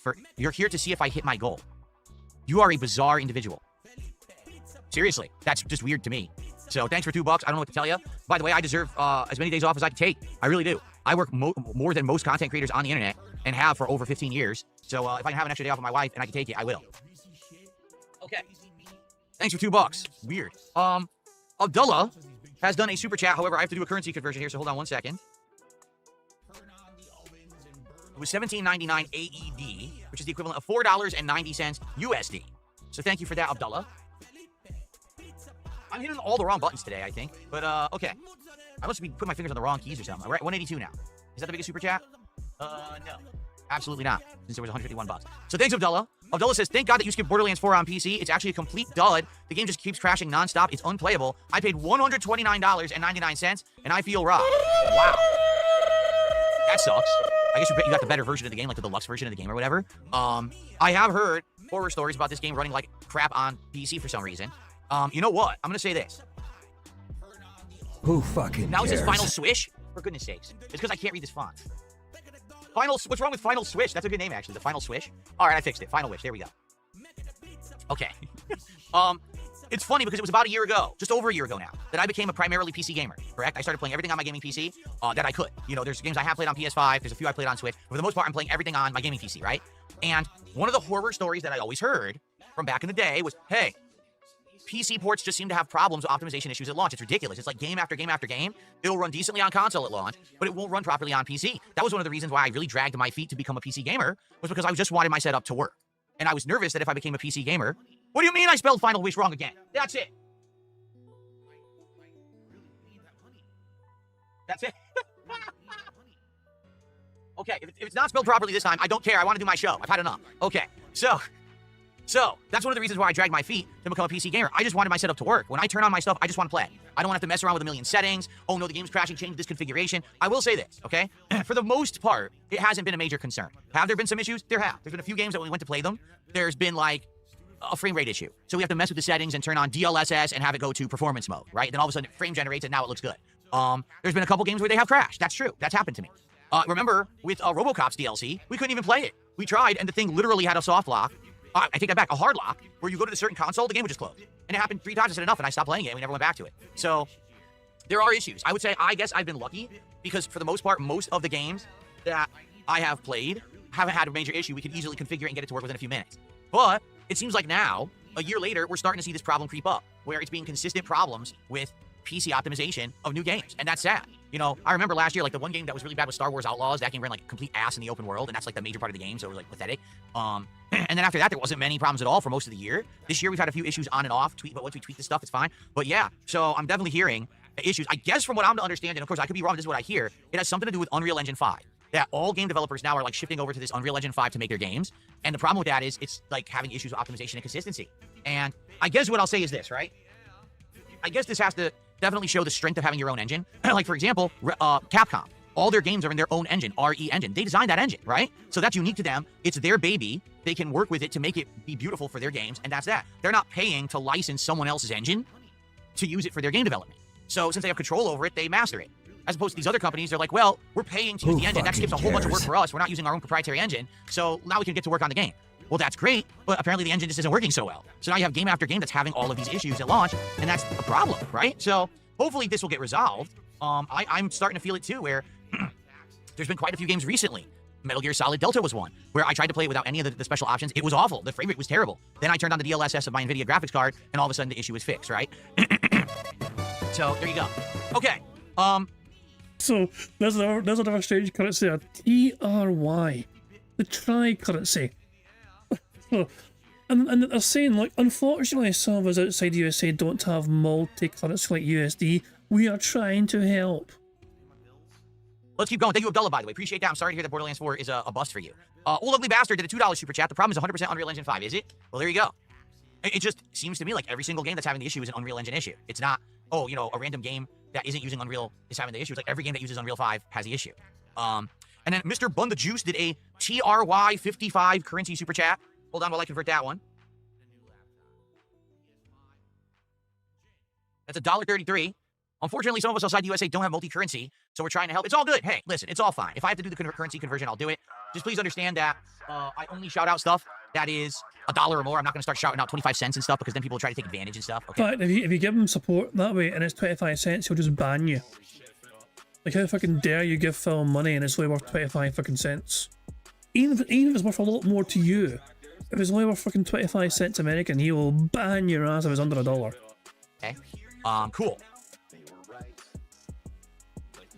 I have received a $5 tip. Someone says, you dropped this sire, and it's a crown emote. And that's it. Thank you for an honest $5 tip, or whoever you are. I appreciate that very much. Let's get that one up on the leaderboard. And that's actually our biggest tip of the day so far. Thank you, thank you.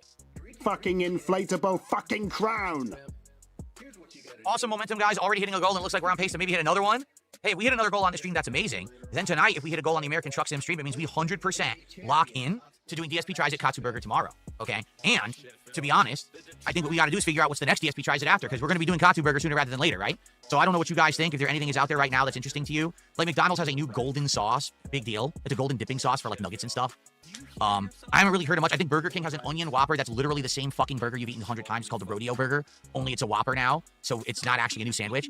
You know, I guess we got to figure out, is there anything new? Or would you guys prefer, if again, much like we're doing with Katsu Burger, if I return to a place that we previously went to that was really good, and we take another stab at it? Like, I'm thinking off the top of my head things that we did that were really good, right? Hold on. Let me take a quick look.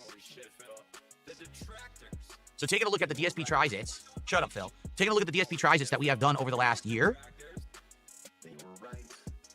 What I will say, I kind of like, any time I fucking load up Phil's page, and it has him talking, I say the same thing.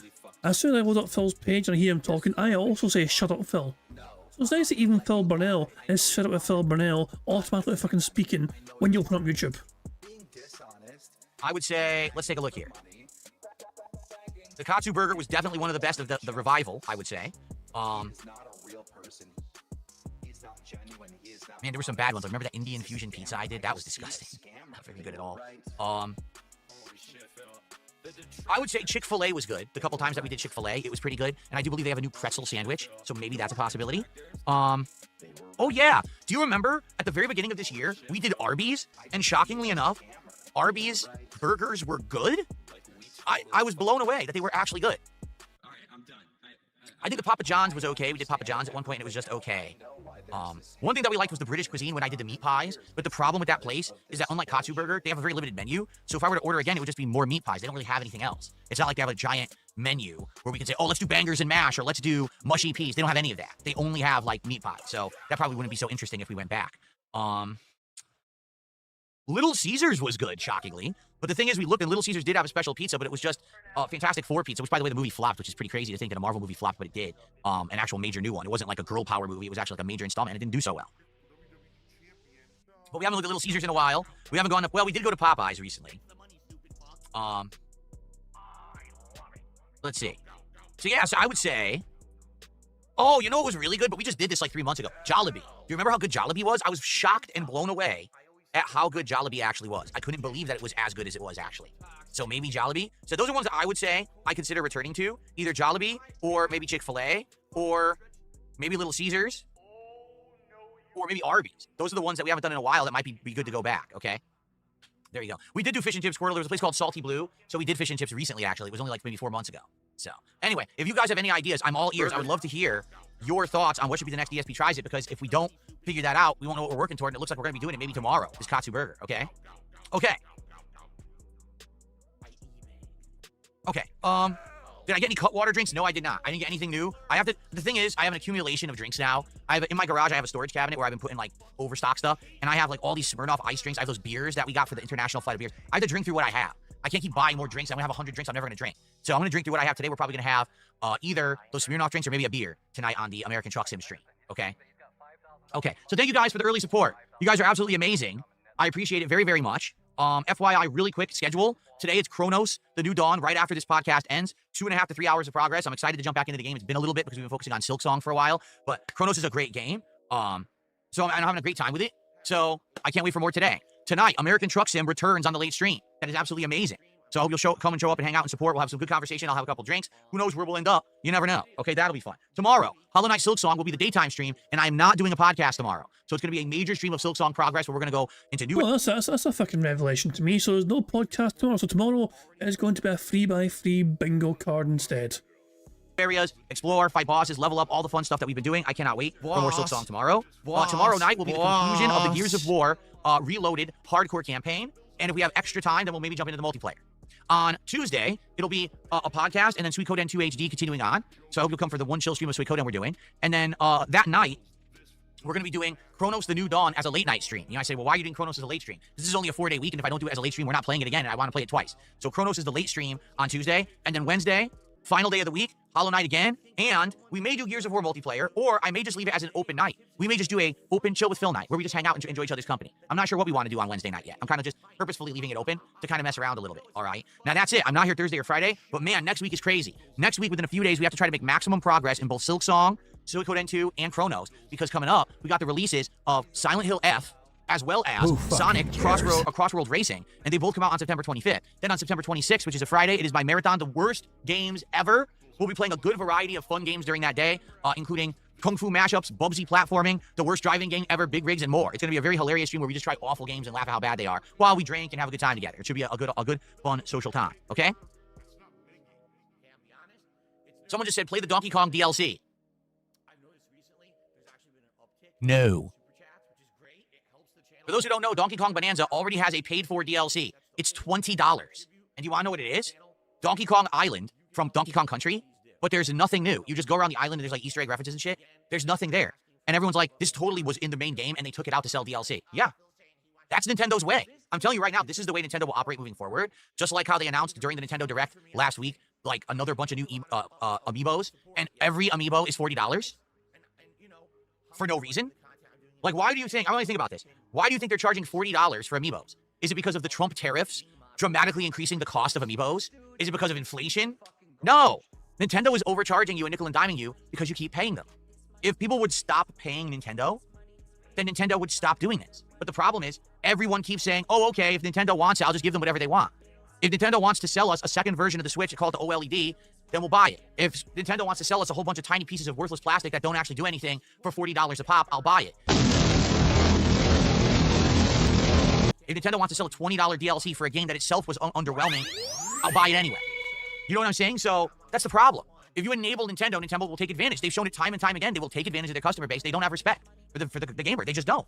So that's all you have to do. If you don't want Nintendo to rip you off, stop paying for garbage. And then Nintendo will only put out good quality stuff because you're stopped buying their garbage.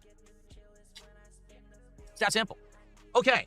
Dominic has done a $10 super chat and says, do you have checkers or Five Guys? We do not have checkers, sadly. I've had checkers before when I was in the American South. For example, I believe I was in Texas at a Texas Showdown tournament many moons ago, and they had a checkers, and I tried it, and I actually really liked the food. I thought it was delicious. I just remember that when I got it, they didn't give us anything at all to eat on. Like, they gave us no napkins, no utensils, nothing. So I had to try to eat this, like, dripping, greasy burger in a hotel room with, like, nothing. All out's falling everywhere. But it tasted great. But sadly, they just don't have checkers here to try. As for Five Guys, yes, there is a Five Guys Burgers and Fries here, but there's a catch, okay? Here's the catch. The Five Guys Burgers and Fries is a little bit away. I'd argue, if I were to order Five Guys food, it would probably take at least a half an hour for it to get here, okay? Problem is, we've tried this before. Actually, we got Five Guys a while ago. Not during this resurgence of DSP Tries It that we've done in the last year, but actually we did it a couple years, 2-3 years ago. And when we tried it, the food itself showed up, but was cold. And the food was just, when it's cold, it's just not appetizing. The appeal of Five Guys is that you're getting an incredibly fresh burger made to order right in front of you. You could see them cook it right in front of you, and you get unlimited toppings. They don't charge you for their toppings besides, I think, like bacon. So you can get like crazy amounts of vegetables, condiments, and things on it, and it is expensive, but it's fresh. It tastes amazingly good because it's fresh. Also, their fries are fried in a peanut oil, so their fries taste completely unique from other fries. But the problem is you need to eat it right there. Like, I remember it showed up, and I go to eat the burger, it's ice cold, and I bite into it, it just doesn't taste good because it's so cold. And then the fries are perfect when they're fresh, but if they just sit in that bag the whole time, they are completely soggy. They're just like mush when they show up, and again, that's not appetizing. Now, maybe it was just bad luck. I don't know. Maybe it was just bad luck. But we could try again. It is true. I've only had Five Guys once ever on DSP Tries It, so maybe we could give it another shot. I'm just curious here if I bring it up. Yeah, there it is. Wow, currently, now I don't know if this will last. They're actually running a few promotions, like buy one, get one free promotions. But there's no guarantee that those promotions will still be around when we hit another goal. So I guess we'll have to see how long it takes us to hit another goal. Yeah, their prices are ridiculous. But the food is great. I think, like, I like their hot dog, but man, their hot dog is a ripoff because it's just a hot dog they cut down the middle, and then you get toppings on it. But it's way expensive for no reason. But I think that their burgers are good. Okay, it's a consideration because I haven't done Five Guys in a very long time, so it's definitely a consideration, something to go back to that we haven't done in a long time, right? Okay. All right. Well, thank you, Dominic, for the super chat, guys. We're at $200 of support. If we can get to 300, obviously by the end of the stream that ends at 4 p.m., we could have a second goal, and then all we have to do is hit the goal on Truck Sim tonight. And Jesus Christ, it is there, like, you know, wow, 150 is amazing, 200 is great, but guys, just 100 more, just 100 more, and I get to eat food faster. Like, it never ends. And if it hits $300 in the stream, you know he's going to fucking move the goalpost again and ask for another 150 just to secure the goal right then and there. Doing DSP tries at Katsu Burger tomorrow. Looking like a great start to the week, is it not? Thank you guys so very much. Okay, now, I have a major topic to talk about today, okay? I don't care. I don't fucking care. I generally fucking feel like tapping out. I might just submit. Where's my autos? Where's my buddy autos? I feel like tapping the fuck out. I don't want to endure this bad man. I don't want to fucking listen to that bad man anymore. I'm gonna just watch his otter do like fucking 360s in the pool over and over again. Go on, do it again, wee man. Do it again. This otter has a letter S that he's chewing on. Good stuff indeed. Yeah, Phil is boring the bejesus of us all. I was contemplating, somebody suggested doing something before, where if Phil gets boring, I could have an option where, like, if a certain like level of contribution comes in, I can just go to do marbles to fucking distract us from Phil. Honestly, it's tempting to do some fucking marbles right now. You know, I just like do something, do anything other than listen to the bad man be bad and just bore the crap out of it and annoy us all to death. But yeah, that's what the S stands for, the otter, super otter. Then also nickel option as well. I mean, fuck me, I know. I was saying, I'm always in fear of offering a nickel option because it seems greedy, you know. It's like I'm just saying, oh, we can all end up suffering if I get an X amount of money. It just feels, you know, I feel too much like DSP if I say that, you know. But the temptation's strong. I'll fucking tell you that. The temptation's fucking strong. It's something that we have been discussing for the last week. That there seem to be across the board. It's not just me. It's not just certain creators. Across the board, across all of YouTube, there's been a distinct noticing of a declining amount of views. And everyone's been scratching their head trying to figure out why is everyone's views down, okay? For me, I am seeing it. It's not a humongous problem or anything for me because as I've explained to you last week, the vast majority of my support comes from the live streams. You guys doing super chats, memberships, subs over on Kick, which I emphasize because we haven't had a sub yet. And it would be great to get our first sub of the week on Kick right now. It would be amazing to get a sub for support right now on Kick. Right now. Burger. As in, at this moment that I'm mentioning it, live on stream. Our first sub of the week. No. This is ridiculous. This is fucking ridiculous. No. Authors again. I don't. He is sitting there on $200 fucking dollars. And yet, it's like, no. He's demanding Kick support. Oh, for God help us all. I'm just going to watch his otter try and drown itself time and time again going in circles. This is a better thing to watch, I think. Oh, for God. Man. Oh, hell. How are we doing in Bingo, actually, now I think about it? Hold on, let's see. We have 3 free spaces of Sing Stand, which means we are 5 away from a full house. Just 5 more spaces away from a full house. Fuck it. It's just, Jesus Christ, man. Now. Okay, I guess we're not gonna get the first sub of the week. I had to try. I had to try. Come on. No, you didn't. Anyway, what was I saying? Anyway, I make the vast majority of my income via live streams. Okay, tips. And it actually worked because somebody actually just gifted him a sub there. Somebody gifted him a sub there. On Kick there. Squirt Rocks gifted a sub. So he'll address that in a second probably when a fucking animation plays. The begging worked. So we got our first sub of the week from Squirt. And Final Wish is also going to fill 20 memberships on... so 20 memberships on YouTube. Look at his fucking face. Jesus fucking Christ, man. What a fucking pause that is. Holy shit. And Final Wish as well, it's going to fill 20 memberships, which of course would be $60 more. Wait, well, it costs more than that, but Phil counts it as $60 more. So, wait, man. The whale is out in force. I was going to say the whale's out in force today, but it's really the whale. The one singular whale is out in force today. Go back a few seconds, alright, sure. I'm going back 10 seconds here. Anyway, what was I saying? Anyway, I make the vast majority of my income via live streams, okay? Tips. So, we got our first sub of the week from Squirt Rocks. Thank you, Squirt. Oh my dog, what's up? Thank you very much to Nathan Ronan for the $5 super chat, who says instead of DSP tries it feeding his gullet, it should be DSP tries it actually exercising or lifting weights. I mean, that's an impossibility, you know? It's like a, you know, Phil is too scared to fucking do that sort of shit in streaming, you know, because, nah. He doesn't want to. That would require effort on Phil's part, you know? Like, anything that requires additional effort on Phil's part, he just finds impossible to fucking do because it's asking too much of him. But, yeah, they can't do it because it requires effort. Oh, goodness me. You were saying check out his fucking eyes when that fucking support comes in. Hold on a second here. Hold on, what's this? Be a live eyes stream. here? Okay, tips. So, we got our first sub of the week from Squirt. There it is here. There it is here. The eyes. So fucking bizarre. Jesus Christ, man. What the fuck are we looking at here? What the fuck am I looking at here? It makes no fucking sense.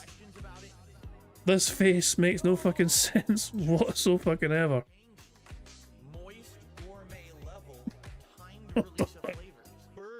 I need to emphasize. This has to be emphasized. This fucking face right here. Oh, all because somebody gave him a kick sub. It wasn't even that excited about fucking Final Wish gifting him $151. It makes you wonder if it's even a legitimate fucking contribution or whatever. What the fuck, man? Oh hell. But there you go. It's amazing how easy it is to buy Phil's happiness. You can happiness is for Phil Burnell, happiness has been given money. And it always will be. The annoying thing is as well, screenshot and this will be ruined because his left arm's completely hidden by animation as well. This is a potential good screenshot, but it's like it's ruined. The screenshot is ruined because of the animation popping up, whatever. I will definitely screenshot it all the same, you know what I mean, and I'll put it in there. I won't remove the background. Usually I try to remove the background, like using this kind of website here, but I can't do that. But I will throw it in the mail Discord, and maybe whoever talented members on there can remove the background properly for me, maybe even like fix DSP's alarm or something, I don't know. But fuck it, you know, it's in there anyway. So I'm sure people have fun messing with that later on. Fuck it. Anyway, let's get on with the bingo. Let's crack on with the show. 5 to go until we get a full house. Thank you, Squirt Rocks, for the gifted sub over on Kick. That's what I'm talking about. All right, let's get that on the leaderboard. Very nice. Oops. And Final Wish just gifted 20 memberships. 20 memberships to the community. So now we have memberships too. Did I spell the name right this time, I hope? Oops, but I put the wrong. There we go. 20 memberships. That is the equivalent of $60 of support. So just like that, we are up to 265 out of 300. Pretty crazy. Thank you. Thank you, Final Wish. Really appreciate that. Thank you so very, very much. All right. Wow. So we're almost up to 2 goals already. I mean, that's pretty crazy that we're almost up to 2 goals on the stream already. And then, like I said, only 1 more goal and it'll be DSP Tries It. I'm thinking tonight, hopefully people will do what they said they were going to do and show up and support American Truck Sim, and then we could do DSP Tries It tomorrow. That'd be amazing. All right. Well, congrats everyone who's getting gifts. right now and enjoying them, whether it's the 1 sub on Kick or the 20 memberships on YouTube. I hope you all enjoy. Ortegas says, how are you today? I'm doing good. I'm excited for a shortened week, but still a great week of content that I'm going to be putting out. And thank you guys for being here this morning. Excuse me. So Phil, of course, is off on Thursday. He's off on Friday, but he returns randomly on Saturday. I don't think I'll be here on Saturday. You know, I usually quite like to have my Saturdays to myself. You know what I'm saying? I don't usually do Saturday streams anymore. In the past, when Phil was streaming on a Saturday, I stopped doing it anyway, even when I was on, you know, so I don't think I'll be here next Saturday. But I guess I'll see closer to the time, but I don't think it's going to happen. Very nice. Okay, so as you can see, the vast majority of my income comes from live streaming, okay? There is some of my income that comes from on-demand video views. All right, there is, admittedly, and that's the ad revenue. You know, ads running on my videos and people watching. The thing is, I'm no longer a big YouTuber. You know, I bring in roughly like 500,000 views a month here on this channel. So the viewership's decent, but that's not like if it were my full-time job to make on-demand videos, I would not be able to make a living with 500,000 views a month, to be fair. Okay, I can't. It would not work. But because you guys support my streams, I make a good living. All right, and thank you again. Thank you all so much for that. But this has been something going on because sadly, there are creators who rely on the on-demand ad revenue, notably people who aren't live streamers, but instead people who make video essays, people who do in-depth videos that are like reviews or breakdowns, daily vloggers and news people, that kind of stuff. They're putting out videos and they need people to watch the videos and make ad revenue on them. And what's happening right now is views are declining across the board. And this is leading not only to a dip in what people are worried about revenue, but also if your views go down, that doesn't look good publicly. So what if you're a big YouTube channel that typically gets 10 million views a month and all of a sudden now you're only getting 6? Well, what happened to your channel? Now, sponsors might look at your channel and look like, well, I used to give this guy sponsorships, but his channel's in decline, so I'm not going to offer them the sponsorship anymore. So this could be a huge problem, okay? And so what's happened is people have been seeking answers as to why the views have declined roughly in the last month, because it looks like there's been this trend in the last month where views went boom, just got a big dip out of nowhere. But here's the thing, YouTube has said nothing about it. YouTube didn't say, oh, we changed the algorithm, views will count differently. And in fact, prominent YouTubers have reached out to YouTube and asked YouTube what's going on, to which they received the response, nothing, we don't know what you're talking about. No exaggeration. You reach out to YouTube creator support and they say they don't know anything. They know nothing at all, okay? So before Phil continues here, I just want to point out again, I went to share this in the memo Discord a few days ago. But Spiffin Brit, I think it was actually right after Bingo finished. Something, you know, Spiffin Brit made a video, and it was actually yesterday. It was yesterday. Yeah. So I have this video on standby here, right? If you shush. So yeah, Spiffin Brit made this video, as I said. And the title of the video is "What is happening to YouTube?" You know.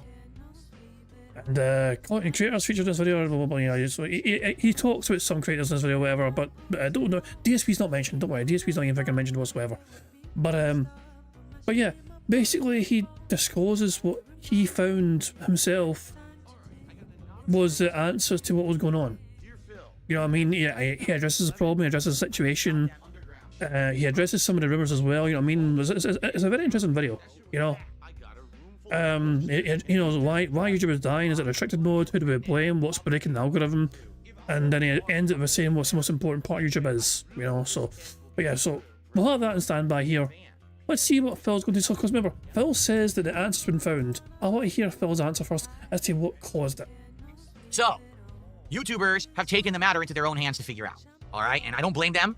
At this point, if you're seeing something that could majorly affect your business, you need to take matters into your own hands. I've had to do it before. I've had situations where I've had false copyright strikes, fake memberships, other bullshit, and I had to figure it out for myself because there was no other way to do it because YouTube doesn't help you. They just don't, okay? So anyway, hold on one second.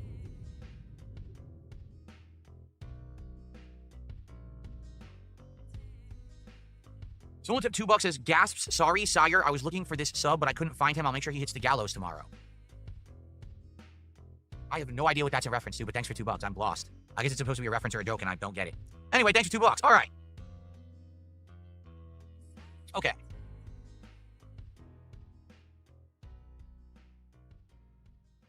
But before we get into the topic, Diamond actually just asked me a very pertinent question, okay? Diamond just asked me in chat, well, Phil, do you actually believe that YouTube doesn't know what's going on? That they really have no clue either what's causing the view dip? Here's the truth. Here's what I think. I don't have anything to corroborate this. All I have is 17 years of history as a YouTuber. YouTube is run in a way that basically a very small group of people control the entire site, but those are not the people that talk to anyone, okay? There's the upper management way up here. These are, you know, the people in charge of YouTube who make all the decisions in a boardroom every day. and then there's the people who are right under them, the middle managers, and then there's the coders.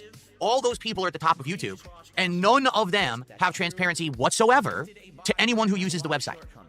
I want you to think about that, okay? They run the site, they're in charge of it, they make decisions on a daily basis that could make or break entire businesses that are based on the site, but they have no direct communication to anyone who actually uses their site. Why don't you back it up with a source? My source is that I made it the fuck up. Instead, they've employed a group of customer service representatives, creator support agents who aren't based in the United States. They're over in the Middle East, they're over in India, wherever you want to say. You can tell because if you talk to them, half the time they don't speak proper English or they're just copy-pasting form letters. This is not me trying to be racist. I'm telling you my experience with them. Like, oh, it's okay. You don't need to, Phil. You never need to try to be racist. Just naturally are of your own volition. You never need to try, Phil. That's one thing you never need to fucking put effort into because it just comes naturally forth out of you. You'll explain something to them in plain English, and they have absolutely no idea what you just said. They are flabbergasted and confused. They can't understand a conversation in English. But then they'll give you form letter responses that you can tell they're copy-pasting out of a notebook somewhere. They don't know what you're talking about, okay? So all call centers are like that way. All technical support call center style fucking places are like that. People are given a script. You got to ask certain questions, and depending on the sort of answers you fucking get back, you follow the fucking script so you can fucking pass them on to the right individual to help them deal with a fucking problem, or if you can deal with it yourself. But this is what I'm saying. Most companies, the employees are forced to follow a fucking script essentially, based on the answers that are given to them. It's not. This is not just a YouTube thing. This is for all. All these companies are like this. They have some sort of fucking call center support thing. it's pretty sad because that's who you have to work with. Like, there was times when I told you guys this story. There was a few years ago. I found a horrible exploit in YouTube. Okay, now I've never publicly talked about it, and I'm never going to, because I don't know if YouTube ever closed this exploit. But I found a heinous exploit by which people could actually do heinous things on YouTube. Why don't you back it up with a source? My source is that I made it the fuck up. I contacted creator support, and I provided them with a ton of evidence about it, and talking to them is like talking to a deer in headlights. They had no fucking clue what I was talking about. They didn't even know what was on a screen or anything. They don't know. They don't use the site. They're just line-level employees over in the Middle East or India who don't understand English, and they don't even know what you're talking about. What do you mean this screen? What do you mean this thing? Can you screenshot it? Can you screenshot it? Can you screenshot it? Can you screenshot it? So you send them 17, 18 screenshots, and they still don't know what you're talking about. But it's horrible. So the truth is, I would guarantee you 100% that whatever YouTube has done to change views, okay, that there's this big decline in views, that the upper echelon of YouTube knows all about it. They're the ones who wanted this change. They're the ones who told their coders to institute it. The coders rolled it out properly as they were told, but there's just zero transparency on YouTube. YouTube changes the algorithm regularly and never tells anyone. So you could be doing something incredibly well and being rewarded for it, and then the next day you do the same thing and it gets absolutely no attention and you get nothing for it. Well, what did I do wrong? Nothing. YouTube just decided to change. They've done this so many times over the years. There was the time when they decided longer videos with longer watch time will bring in better advertisers. Therefore, we're going to reward people who make longer videos, and we're actually going to take shorter videos and just brush them under the rug. They won't show up in the algorithm anymore. That's why all of my old body of work doesn't show up anymore. Videos like Spider-Man Web of Shadows, Spider-Man Shattered Dimensions, playthroughs that had millions and millions of views, my Resident Evil 5 DLC Lost in Nightmares that had millions and millions of views. These videos would bring in tens of thousands of views a month, and then they went to zero because YouTube changed the algorithm and no one can find them. Now, perhaps YouTube's going the other way, because the rumor is that now everything's about the instant gratification. Everything wants to emulate how TikTok works. So now if you make shorter videos, maybe now those videos get more ads and more revenue and things like that, right? We're not sure. We don't know, but that's what it seems like. That's the direction that they're going. By the way, is YouTube chat working? YouTube chat has not moved in 3 minutes. Are you guys all right on YouTube? Who fucking Is everything cares? okay? Or did the chat crash? Is the stream even working? Everyone on Kick is talking, but it seems like the YouTube viewers fell asleep. You guys all right? So here's the thing. Okay, now it's moving. Okay. So here's the thing. So now, oh, by the way, I have a couple shout outs to do, and I will in a second. So now, everyone's trying to speculate what is causing the video view drop. Well, as you all know, everything happens when I'm off. Everything happens on my day off, right? Historically, it's always on my day off. So who fucking cares? Let me get to that, but let me do 2 shout outs. Daddy Big Bucks resubbed for 3 months on Kick. So thank you, Daddy Big Bucks, for that. And Garfield Guy 20 did a $2 super chat. Are you excited for the new Mario movie? No, because I didn't like the first Mario movie, and I think that the next one will be more of the same. Maybe I'm wrong and it'll be great, but I guess we'll see. Okay, excuse me. So, in regards to this, okay, so here's the deal. Ladies and gentlemen, I cracked the case. During my day off, I could have been spending time with my wife. I could have been spending time with Jasper Kitty. I could have been just relaxing. No, I was at work for you, cracking this case. I put in an insane amount of arduous work, time investment, and effort. And ladies and gentlemen, I am here to tell you that I personally have gotten to the bottom of this issue by watching this video that someone sent me to watch and skimming through it. Okay, so full credit goes to Josh Strife Hayes, a YouTuber, who actually went deep into this issue and actually figured out what actually is going on. He found concrete evidence, and now other YouTubers have run with this story and are all looking at their analytics and confirming it, okay? So here's the deal, and there's ways that we can show it. We can look at a big YouTuber, and we can look at me, and you're gonna see that the story actually jives, all right? So first, let's take a look at Moist Critical, okay? This is Moist Critical's YouTube analytics, okay? And as you can see, they're covering a time range here of July, August, into September, which is right now, okay? You actually don't need to see what's below me. It's not a big deal. So this date...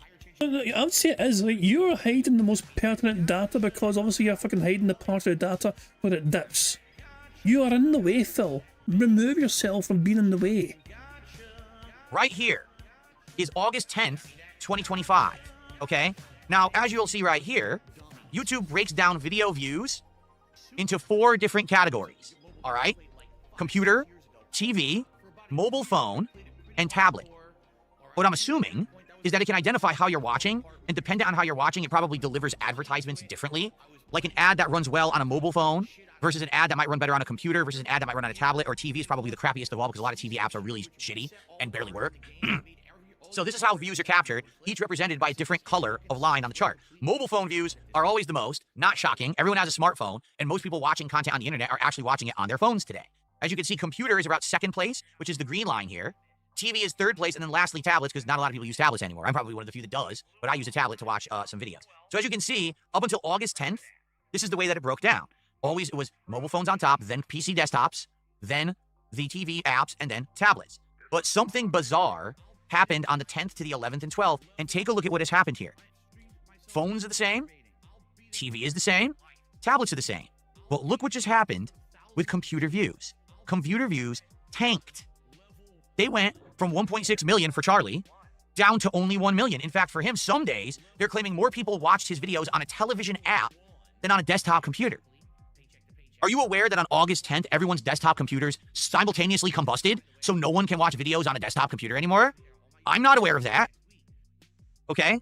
So, the game is afoot. So what happened on August 10th that all of a sudden a significant amount of computer views have been down and have remained down? It's not that they spiked back up. They have stayed like this for a month.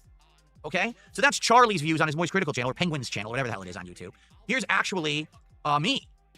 This is DSP Gaming. Okay, my actual statistics. And as you'll see, this is August 10th. So as you can see, this is the time off that I had in July, which is why I see a big decline there.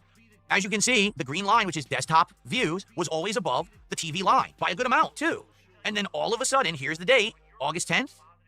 Boom. Now they're almost identical. See that? They're almost the same. So even me with the few views that I get, I don't get a lot of views.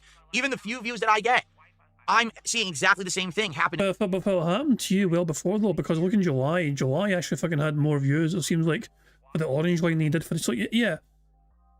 Some of them are comparable. Some of them seem identical. And you had massive dips in some days as well. Or are these big massive dips every fucking day off? Like, remember, it was off in July. It was off in July for like a week, remember?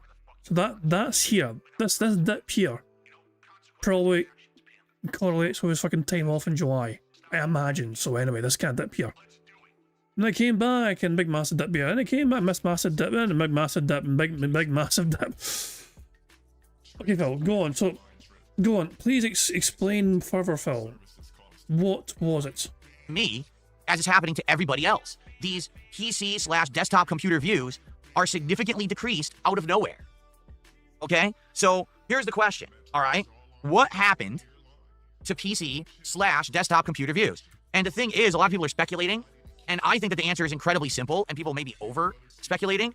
It's very simple. What's the difference between watching a YouTube video on a mobile phone, or a tablet, or the TV app, or a desktop computer? Just think about it. What's the one distinct difference that can happen when you're watching a YouTube video on a desktop computer versus all of those other views? Is he going to mention ad blocker? Let's see if the chat can figure it out. What's the difference between desktop viewership and everywhere else? Let's see. Usagi Jojo he already got it. Ad blockers. Most people who watch YouTube videos on a desktop computer use an ad blocker, so they don't have to watch the intrusive ads during content.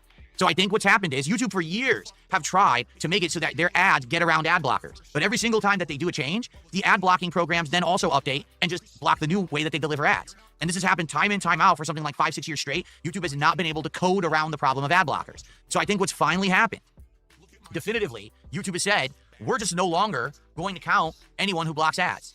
Your view won't count, your revenue won't count, nothing. You will get nothing if you're blocking ads. Now, if that was the situation, then wouldn't the computer views be at like 0? According to Phil, everyone uses ad blocker. So if that was the case, would almost every single computer view be at 0? Here's the thing. I both understand that, but I also have to call it out. All right? So, why do I understand it? I understand it because guess what? YouTube is a business like any other business, okay? How does YouTube make money? Well, is it true that they take a cut of super chats? Yes. Do they take a cut of memberships? Yes. Do they have YouTube Premium where you pay for the premium subscription that removes ads from the sites? Yes. But what is their major primary source of revenue on YouTube? Ad revenue. And they know that this has become a bigger and bigger and bigger problem.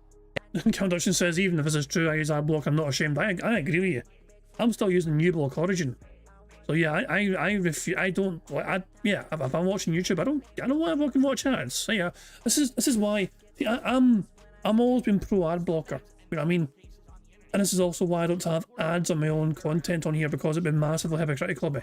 You know, it would be the most hypocritical thing in the world for me to try and run ads on my content while I'm using ad blocker. And plus it probably fucking be a waste of time anyway, because I don't get, you know, I don't get fucking the views that are worth, you know, it'd be completely wouldn't be worth my fucking time to even fucking implement ad revenue and this shit, you know what I mean, because you're talking about fucking pennies essentially. But so did Phil watch this video then that this Josh person made, and is that a conclusion they came to, or is Phil coming to his own conclusion here? That people just, first thing you do when you get on your desktop PC, you install an ad blocker. Some browsers have an ad blocker in them by default. You don't even have to install it. It's already in there. So when you go to YouTube, the ads are off by default. Okay? So as a business, YouTube needs these views on ads so they can get paid from these advertisers. If they don't, they get hurt. They make less money. They're not profitable. And everyone knows a company needs to be profitable, right? So there you go, right? Now, in regards to this, all right? Who gets punished if YouTube decides we're not going to count ad blocker views anymore for anything? Is it the viewer who uses ad blocker? If there's a viewer who's using ad blocker, I'm going to guess they probably don't really care about the content creators they're watching anyway, because if they did, they'd realize that using ad blocker hurts the content creator, because the content creator makes ad revenue on the videos they put out on YouTube. If you like my content, I would assume that you know enough to say, hey, if I watch Phil's content with an ad blocker on, I'm hurting Phil. Now, the thing is, I don't bring it up. Why? Because you guys massively support me on my streams. So even if I'm not making as much ad revenue as I probably should be because you're using an ad blocker, I'm making a lot of money on my streams. I'm not going to sit here and be an ungrateful bastard and yell at you all and be like, oh, the ad blocker. Oh. I'm not going to nickel and dime and count every shekel that I'm losing or anything like that. I'm not that kind of... Excuse the fuck out of me. Also, Baha saying YouTube is doing restrictive mode to offer more ads on non-dangerous videos. Plus, the restrictions keep the bad actors from watching videos that don't meet their advertisers. It makes sense. Some people were originally blaming restricted mode, but the fact of the matter is, restricted mode has been a part of YouTube for the longest time. Like, restricted mode is not the reason why people's views tanked, because YouTube has effectively always had that mode as a part of our website for fucking many years now. For many years, restricted mode has been a part of the website. So I found that bizarre that people are actually trying to fucking blame restricted mode. And even Phil mentioned it. Phil mentioned it as well on Friday. He was fucking voicing that as like restricted mode or whatever. But that was bizarre that he fucking like spin that conspiracy theory. Kind of person, all right? But not everyone is like me. Like I said, there's people out there who are trying to make a living on YouTube and they don't have live streams that get a bunch of revenue. They're relying on every view. They're relying on every dollar that they're making. And if people are watching a significant amount of their content with ad blocker enabled, they're getting hurt very, very badly because they're not making that ad revenue. Now, some people would say, well, I have YouTube Premium. YouTube Premium is fine. When you have YouTube Premium and you watch someone's channel, they get paid as if you watched all the ads on their channel. That's a perfectly good way to watch people's content and support them. Just have a YouTube Premium sub and just watch the content. They get paid for you. okay? You might also say, well, you know, I use ad blocker because I hate the ads, but I'm a member of that person's channel. I pay them every month. I actually do some super chats and I throw them some contributions, a tip every once in a while. I think that's fine, okay? And maybe that's a change in attitude because back in the day, I used to actually rant and rave about ad blockers. I did. I used to say, if you watch my content with ad blocker on, you're stealing. Back in the day, that was true because I didn't have... Thank you very much to Alilac for becoming a Bingo Baddie. Very kindy indeed, Alilac. Thank you very much for that. So yeah, welcome to Bingo Baddie. It's very kindy indeed. And yeah, Phil, yeah, I remember Phil fucking... You know what's fucking hilarious? There is some evidence from back in the day when Phil was starting off on YouTube. He would sometimes take his camcorder and film his desktop screen to show off, as like, you know, to kind of show off his homepage or whatever on YouTube. And you could actually see the old ad blocker symbol, a little red hand symbol in the top corner of his fucking browser. Phil used to have ad blocker himself while complaining about others blocking ads. And rave about ad blockers. I did. I used to say, if you watch my content with ad blocker on, you're stealing. Back in the day, that was true because I didn't have live streaming. I didn't have interactions. I didn't have support during streams. So you were literally stealing money out of my hands and out of my family's mouths if you were taking my content without ad revenue, okay? But today, if you are showing up to the streams and you're supporting the streams, I honestly don't care if you have ad blocker on, okay? I don't, because you guys are awesome and you're supporting my stream so well. Why would I care? Go for it, you know? I'll be honest with you guys. I hate YouTube ads. I'm going to say that again. I hate YouTube ads. I'm going to say that again. I hate YouTube ads. Then why do you force them on your audience, Phil? If you don't have to rely on YouTube advertisements yourself, why do you make it a point to force it on your audience? If the money is worthless to you from ad revenue these days, if every video you make basically generates you 20 cents in ad revenue, why do you still inflict it upon your audience? I'm not telling you to fucking disable it altogether. If you want to keep it on historically for your old shit, fucking go for it. But you actively make a choice, Phil, every single day to enforce ads on all your content for all your viewers, for your live streams and your on-demand content. You know, and like you just said yourself, you don't fucking need it because you have your fucking live stream fucking support. But yet here you are, trying to fucking grab as much money as possible. Even the fucking 30 fucking cents that a video will fucking generate for you for ad revenue because 200 fucking people showed up and watched it on demand. They are some of the worst ads on the planet. They are intrusive. They are annoying. They are loud as shit for no reason. Why are they so much louder than the video you're watching? They suck. I know. I hate them too. So the thing is, as long as you're here and you're supporting my content in another way, super chats, membership, a sub, a tip, YouTube Premium, why do I give a shit if you block ads? I don't. Okay? But here's the problem. What YouTube is now doing, okay, is they're hurting who? Are they hurting the person using ad blocker because their view is no longer counted? No. They're hurting the creators. The actual creators are the ones who are going to have lower viewership, lower ad revenue, and lower metrics. And when their metrics go down, they look worse publicly. And like I said, this could actually hurt a content creator that relies either on views, ad revenue, or sponsorships. If you get a big dip in your views out of nowhere, the sponsor might be like, oh, I don't want to sponsor that guy anymore because they're on the decline. You know, I'm not getting as much of an audience having my product advertised on their channel as I would have had previous, so I'm going to pull my sponsorship. I don't want them anymore. You know what I'm saying? So that's the deal. Okay, so I don't understand what YouTube is getting at here. This honestly feels to me less like, oh, this is a productive change that will actually help the site and help the business. You know what this sounds like to me? Spite. This sounds to me like someone at the top of YouTube is someone in power, whether it's this, you know, someone of the big wigs at the boardroom or whatever. They've been trying so hard for years to get ad blockers to not work on YouTube. They keep trying to code around them, whatever. Every single attempt, it hasn't worked. So now it seems like they've gotten so upset. They're like, F everyone. Just stop counting them entirely. Because at this point, we can't figure out a way to stop them. So instead, pretend like they don't exist. Erase them from existence and make it so that their view doesn't matter for anyone. So now people have to focus on revenue rather than actual views. That's what it sounds like to me. There's a spiteful person in charge at YouTube who's so upset. They don't care that making this change hurts the creators. They just have had enough. How dare these ad blocker programs go against my wishes? How dare they? I'm in charge of YouTube, not you.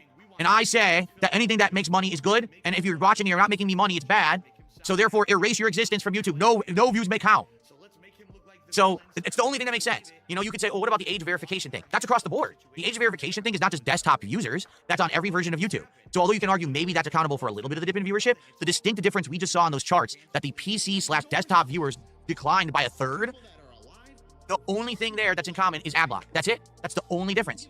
So there you go. Whoever it is who basically is in charge at YouTube is in a pissy mood and was so angry that they could not find a way to work around ad blocks that they just said erase these people. And so they are, but now what's happening is everyone's views are down. Literally everyone's. I know that you guys are still watching my videos, but the views say that they're way down. Well, luckily for me, I don't really care. Because like I said, you guys are supporting my streams. Do you think I really care that my views are down like 5% when you guys are on my stream supporting me every day? Why do I give a shit? You guys are still here enjoying the content, supporting it, so who cares? But again, I'm not everyone. I feel like I'm kind of the exception to the rule here. The majority of YouTubers who do YouTube for a living do rely on views. They, not everyone puts out the insane amount of content that I do. Most of them only work maybe a few days a week, and they pump out like 1 video, 2 videos a week. Some of them only every few weeks they put out a big video essay. Those are the channels that are gonna hurt. Those are the channels that are gonna take a big hit and are gonna be in major trouble. So bastard. I wonder what's gonna happen. Truncate's Legacy says last month Google Chrome browser started releasing updates to stop ad blockers from working, and it seems to be timed perfectly with this. Jeez. You know, I'll have to... Oh, that's what you meant, Broside Phil. Broside Phil said it first. I think I'm like 50. So okay, I thought, okay, they feel old. Old bastard. They meant 50 likes. I just thought you felt like... I thought you said you felt old. I feel like I'm 50 today, and I thought, oh, old bastard. No, you meant 50 likes. Yeah, of course we still count likes, yeah. 50 likes. We get a free space for that. But thank you, Broside Phil, for being the 50th like. Old bastard. I just thought you were implying I've had a long day. I feel old as fuck. I feel like I'm 50. Like, that's a random thing to say, but okay, old bastard. Whatever. Well, 5 free spaces. We are, I believe we're 4 away from a full house. Or is it 3? We're 3 away from a full house, guys. We're 3 away. We're almost there. The end is in sight. Say is, it's just another case of YouTube feeling like they're better than you. It's always been like this. Since day 1 that I started uploading to YouTube, I knew this. The people who run YouTube think they're better than you and I. They think that they're smarter, they're richer, that's for sure. They should be treated differently. They shouldn't have any accountability whatsoever. What they say goes. If you don't like it, they don't care. They don't want your feedback. Because if they wanted your feedback, wouldn't they be transparent about these changes? But they're never transparent. They just do the changes underhanded behind the scenes, very immorally. And, no one's ever held a task for it. They always lie, too. If you say to YouTube, why did you change it? They'll say, we didn't change anything. But what do you mean? We have all this evidence. Remember, there was the epidemic where people were being automatically unsubbed from channels? It was happening to me. People were saying, Phil, I don't know what happened. I'm not subbed to your channel anymore. I had to resub this morning. Well, if you don't like how they conduct their business, you are welcome to leave. YouTube are not forcing you to fucking stay behind.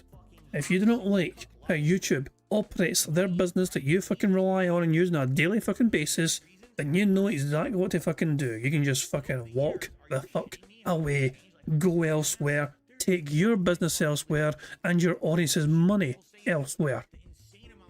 Let's see if I can be brave enough to fucking do that. I thought that you hadn't uploaded for 2 days. People collected all the data. They gave it to YouTube. YouTube sat down with the data and said, that's not happening. Like people had made it up. Why would we make it up? What reason do creators have to make stuff up? All we want to do is upload content to YouTube, have people enjoy it, and make a living. That's it. Why would we lie? Why would we invent issues? It doesn't even make sense. That's how they act, though. They think that, like, we're stupid, and we're making stuff up for the sake of being dramatic. No. We just want YouTube to work so that we can make a living. We don't want views to dip. We don't want people unsubbed. We don't want my channel to be shut down because you say I'm doing spam because Google Plus integration glitched. We don't want false copyright strikes against our channel because you don't check the copyright strikes before they hit to make sure they're legit. We just want to do normal stuff on your site, and you treat us like we're children. Well, I've been on your site for 17 years. Legally, I couldn't even be a child. You understand? If I started uploading to YouTube when I was born, I'm about to be a legal adult. So it's time to start treating people like that. Seriously, instead of just, dismissing everything, shoving everything under the rug, they need to be transparent and they need to start respecting the people who give them all their money, because that's the truth. Without content creation, YouTube is an empty website. YouTube makes no content. YouTube is only a place, a repository for others to put their content on. So if one day something better comes along, YouTube's out of luck because people are fed up. The only reason that YouTube has as much traffic as it has is because there really is no competitor. They've been the only one on the internet. They have a monopoly on the whole video sharing thing. No one else has stepped up to the plate and been able to compete. So they need to start respecting people, and they don't. 17 years of disrespect. Me being a YouTuber, it's always a change here I don't know about, a change here that screws me over. How did I go from being one of the top gaming YouTubers to being a relative unknown? Because they changed the algorithm. My videos no longer showed up in search. I used to get every gaming... Of course he makes it all about himself. Of course he fucking makes it all about himself. So YouTube teamed up with Tevin and Evil AJ to fucking force Phil to be not popular on YouTube anymore. Is that what it is? No, I just... Oh my god, end of suffering. Oh my god, end of suffering now. I want to hear that one more time. So they need to start respecting people, and they don't. 17 years of disrespect. Me being a YouTuber, it's always a change here I don't know about, a change here that screws me over. How did I go from being one of the top gaming YouTubers to being a relative unknown? Because they changed the algorithm. My videos no longer showed up in search. I used to get every gaming season. I used to call it the hardcore gaming season. It used to be September through December. My views would skyrocket up like this because I was covering every new release, and my videos showed up in the YouTube algorithm, so everyone would check out my channel. And then all of a sudden, someone flips a switch in like 2013, and my content stopped showing up. So I used to go like this, and all of a sudden I plateau. My views never change. They just stay like this. What? What happened? I didn't change the content. They did. They changed everything, you know? And it is their website, and they are perfectly entitled to change things if they decide they want to change things. YouTube is not your fucking website.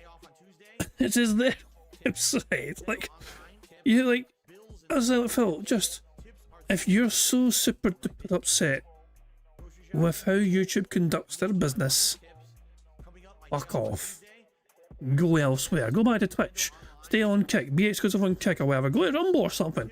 But if you don't like how YouTube operates their fucking business, then you know what to fucking do. Just go elsewhere. Go away. Fuck off. it messed up everything for me. And for a lot of people, this has been the problem, is YouTube changes things, they're not transparent, and then your whole business is screwed. Now you got Dapper Dragon's going mental in chat. I mean, ask, what did you hear? Oh, the whole thing about 17 years as an adult.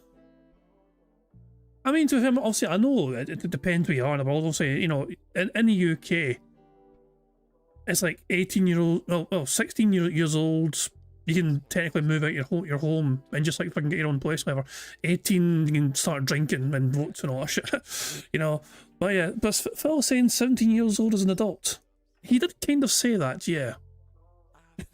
He did kind of say that. I mean, hold on, I'll rewind, okay? I'll rewind it for you so we can get to that bit again.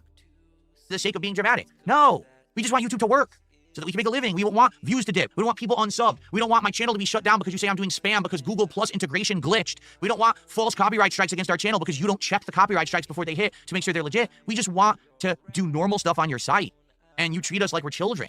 Well, I've been on your site for 17 years. Legally, I couldn't even be a child. You understand? If I started uploading to YouTube when I was born, I'm about to be a legal adult. So it's time to start treating people like that. Seriously, instead of just, you know, dismissing everything, shoving everything under the rug, they need to be transparent and they need to start respecting the people who give them all their money, because that's the truth. Without content creation, YouTube is an empty website. YouTube makes no content. YouTube is only a place, a repository for others to put their content on. So if one day something better comes along, YouTube's out of luck because people are fed up. The only reason that YouTube has as much traffic as it has is because there really is no competitor. They've been the only one on the internet. They have a monopoly on the whole video sharing thing. No one else has stepped up to the plate and been able to compete. So they need to start respecting people, and they don't. 17 years of disrespect. Me being a YouTuber, it's always a change here I don't know about, a change here that screws me over. How did I go from being one of the top gaming YouTubers to being a relative unknown? Because they changed the algorithm. My videos no longer showed up in search. I used to get every gaming season. I used to call it the hardcore gaming season. It used to be September through December. My views would skyrocket up like this because I was covering every new release, and my videos showed up in the YouTube algorithm, so everyone would check out my channel. And then all of a sudden, someone flips a switch in like 2013, and my content stopped showing up. So I used to go like this, and all of a sudden I plateau. My views never change. They just stay like this. What? What happened? I didn't change the content. They did. They changed everything, you know? And it messed up everything for me. And for a lot of people, this has been the problem, is YouTube changes things, they're not transparent, and then your whole business is screwed. Now you got to try to scramble to figure out what the hell it is that YouTube changed so that you can stay relevant and prominent and still get views and still make a living. All right? I'm lucky I've been around for 17 years. I'm pretty bulletproof. It doesn't matter what I do, where I go, people follow me, people like the content and support it, or people hate watch it, and it still gets me attention. As opposed to some of these other creators, I feel bad for anyone who just started making videos in like the last 5 years. Because you might have followed the algorithm and started doing everything right, and now all of a sudden YouTube overnight's going to say, bye-bye, we changed our minds. Now everything is different. All your videos no longer are valid. You won't get views, you won't hit the algorithm, and you'll make no money. But I'm making the same content people used to love and enjoy. I don't care. My business. And again, that's how YouTube is. Elitist. Completely elitist. Awful. Awful class war is what it is. Like, we're better than you. Don't you understand that we're all Ivy League educated, that we're CEOs and big shots rich and fucking, you know, we know what we're doing. So, too bad. Take it. If you don't like it, leave and go do something else. But I'm the creative person. I'm the creator. I'm the one who gives you the content for you to have a business. Shouldn't you? They host it. It is their... Why can't you understand this? Why can you not understand this, Phil? You know, like this is, hold on, this would be like, you know, here's a fucking great comparison, okay? Phil has his own website and forums, the Kind of Hate forums, although it's not called that, of course. I think these days it's called, what does Phil rebrand it to? It used to be called the Kind of Hate forums, but then Phil stopped being the Kind of Hate, so I guess it just got rebranded to DSP Gaming forums. Those forums would be absolutely nothing without people on there to interact and talk with him on there. Using Phil's logic, then it's up to his community, and his community, like that's what I'm saying, like, he runs it all side. I mean, Phil thinks he's a fucking big final boss or whatever, and no one else's fucking opinion matters on his own forums. But using his own logic here by YouTube, his community would run that fucking shit themselves.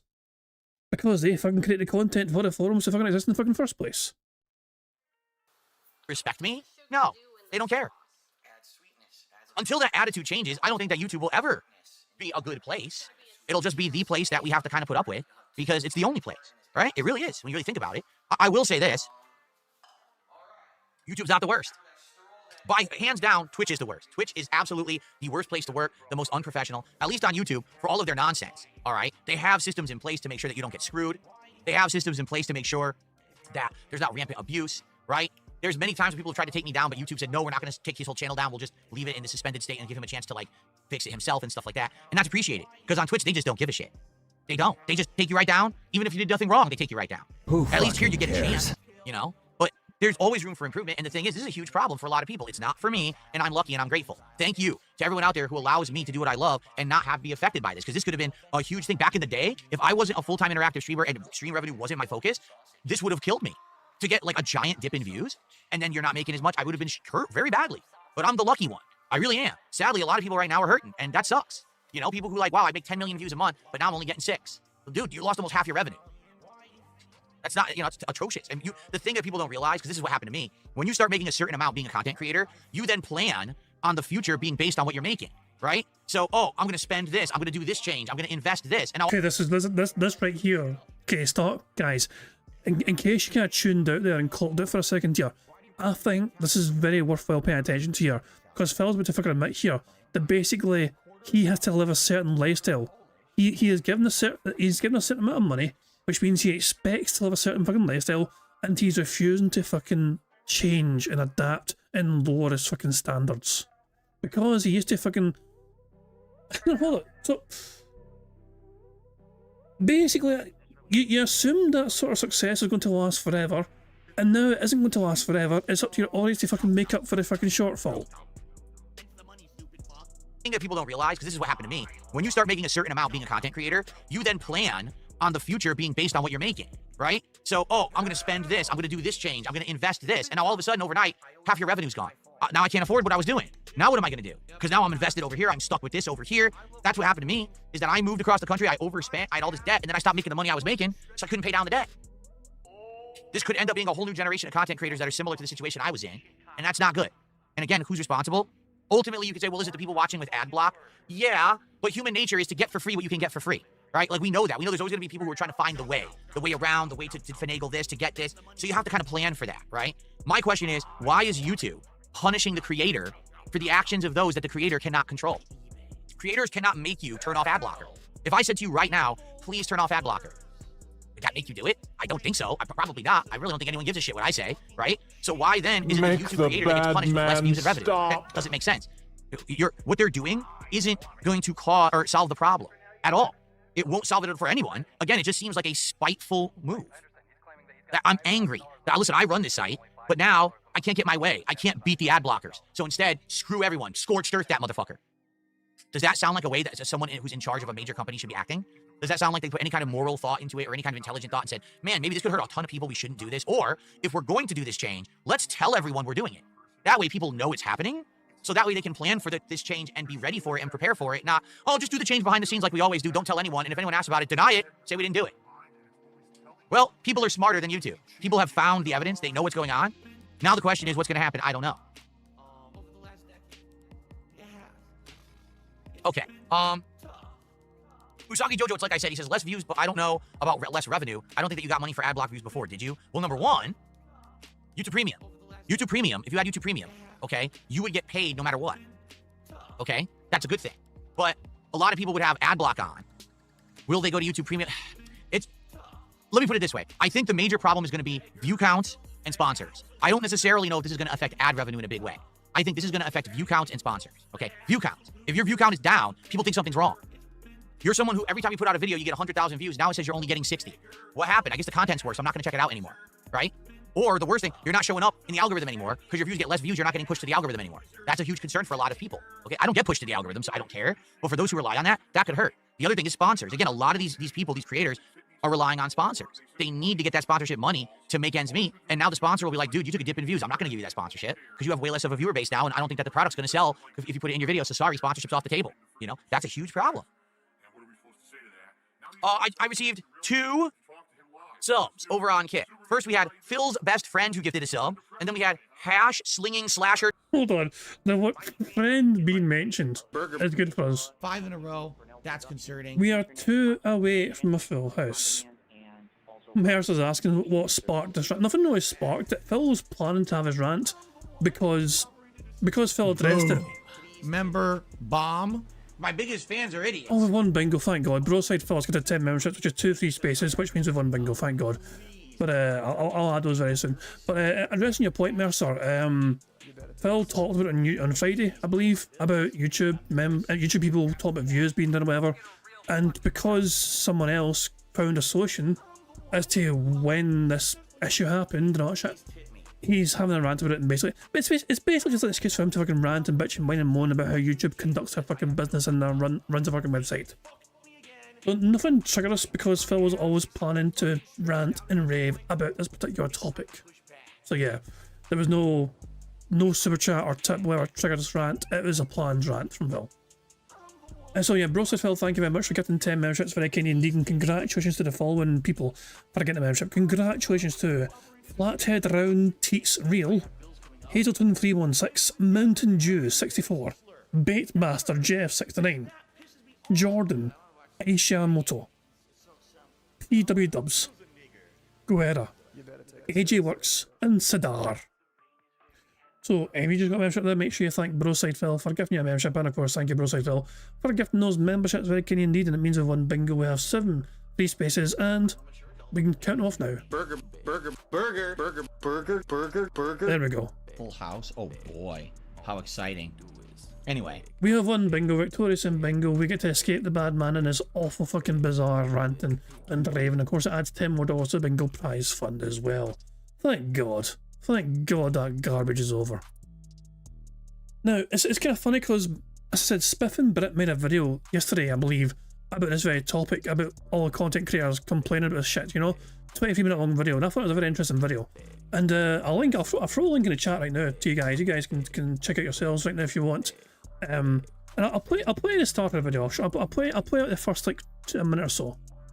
If you've been on Twitter, YouTube or Reddit these last few weeks, you've probably noticed your favorite creators decrying that the end of the world is nigh, their channel is dying, and that you should sign up for their Patreon. The reason for this sad state of affairs is obvious and clear. YouTube, yes, those evil sausages up in their ivory tower, are very obviously and purposefully suppressing your favorite content creators, and we need to fight back to stop them. Yeah, start grabbing your pitchforks. But here's the thing. You are actually wrong about the YouTube algorithm. And look, it's not your fault that you think something because a YouTuber told you it was the case, and it's also not their fault because they think it because a different YouTuber told them, and so on and so on. In this video, I will explain why your favorite YouTubers are wrong, why they have reached their conclusion that their channels are dying, should they still panic, and what is actually going on with the YouTube algorithm. So let's get introductions out of the way. I am the Spiffing Brit. I have been on YouTube for over a decade and seen the rise and fall of many channels and the gradual changes of the algorithm. I even helped facilitate some of those changes by breaking the systems YouTube gives us. And you are of course a viewer. On average, you are probably in your early 30s and enjoy drinking tea. Oh, and you are almost certainly a dude. Yeah, my community's a real sausage fest. But with that out of the way, let's dive straight into this video. I think I'll stop it. That's the intro. I'll just leave it there for the intro. He breaks down some of the theories, whatever. You know, I mean, some people have their own little theories or whatever, and spin different things or whatever. He critiques some videos as well. Like, Like this video here, for example, Second Wind. I think he was not a big fan of their explanation video, I believe. You know, he was quite critical about it. He actually side scrollers make an appearance in this video. Side scrollers make an appearance. Check that shit. Yeah, look at that. Remember those guys? Remember those guys? Side scrollers. They tried to investigate it as well, and they thought restricted mode was potentially one of the reasons, and they kind of showed that, whatever. And I was like, yes, that's not why. You know, restricted mode is not the reason because it's been there for fucking ever, and all that crap. So yeah, it goes down it. It goes down different reasons, different factors, whatever. And his explanation is pretty much just like, well, here's well, I don't want to ruin the video for you. Fuck it, we'll watch it. Fuck it. Yes, welcome to the great rug pull of this episode, where I reveal that you, the viewer, were the villain all along. It might seem hard to take in if you're a creator or just an audience member, but ultimately the reason videos get views is because people watch them. Videos don't get views if people don't watch them. It really is as simple as that. The weird nebulous YouTube algorithm doesn't decide who gets a view, you do. The reason views are 10% lower on one fully ramblomatic video than another are the exact same as the reason why views might be 50% higher on a different one. A different amount of human beings, for whatever reason, chose to watch or not watch that video. So instead of asking why YouTube is giving a video less views, instead take a look at what actually provides the views. You know, your own audience? And there are hundreds of reasons why someone who watched a previous video might not watch the next one that gets recommended to them from the same creator. In the case of Fully Ramblomatic, I will always go out of my way to watch one of their videos covering a game that I'm interested in, like Sid Meier's Pirates. It's a game I have a lot of happy nostalgia for, but a game like Ninja Gaiden just doesn't interest me at all. Sure, I might have watched the video if I had time, but I've been busy over the summer, so that means I had less time to watch videos, so I had to narrow down the creators I was watching to just the ones who I know will be able to deliver a video that I'm looking for. Audiences are fickle and not loyal. We like to think that we care strongly about everything online, but in reality we cling on to and discard topics and creators at a blistering pace. A channel doesn't exist in a vacuum. Neither does a video. This entire platform is a living, breathing ecosystem with so many different moving parts. By all means, a creator can make a better video, but whether it gets more or less views is much more determined by external modifiers. But this particular time frame of early August and the start of September that creators are complaining about is quite interesting. It's a very intense period of time, especially when you realize that most new creators get their first break over the holiday. This is often because they're actually having time off from work or school, allowing them to basically go semi-full-time and create better videos, leading to even more competition in the communities that they provide for. In 2010, there were hundreds of creators making content like this.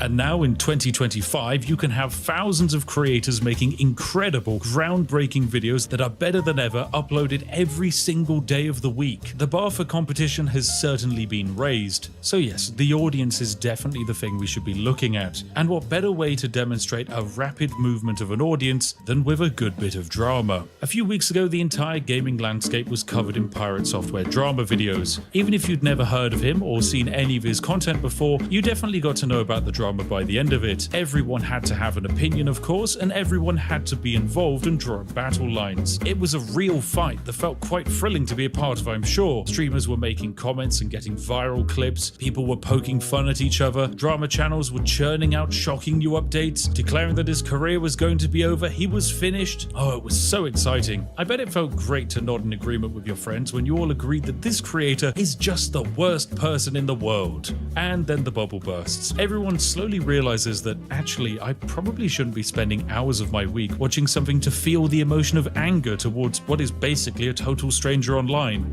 So the explanation, I'll say, it goes into it more and more, wherever Smith and Britt fucking believes that the audience essentially, you know, I mean, it's like, it happens apparently every time as well, like this time of year, whatever, you know, these kind of things have happened before.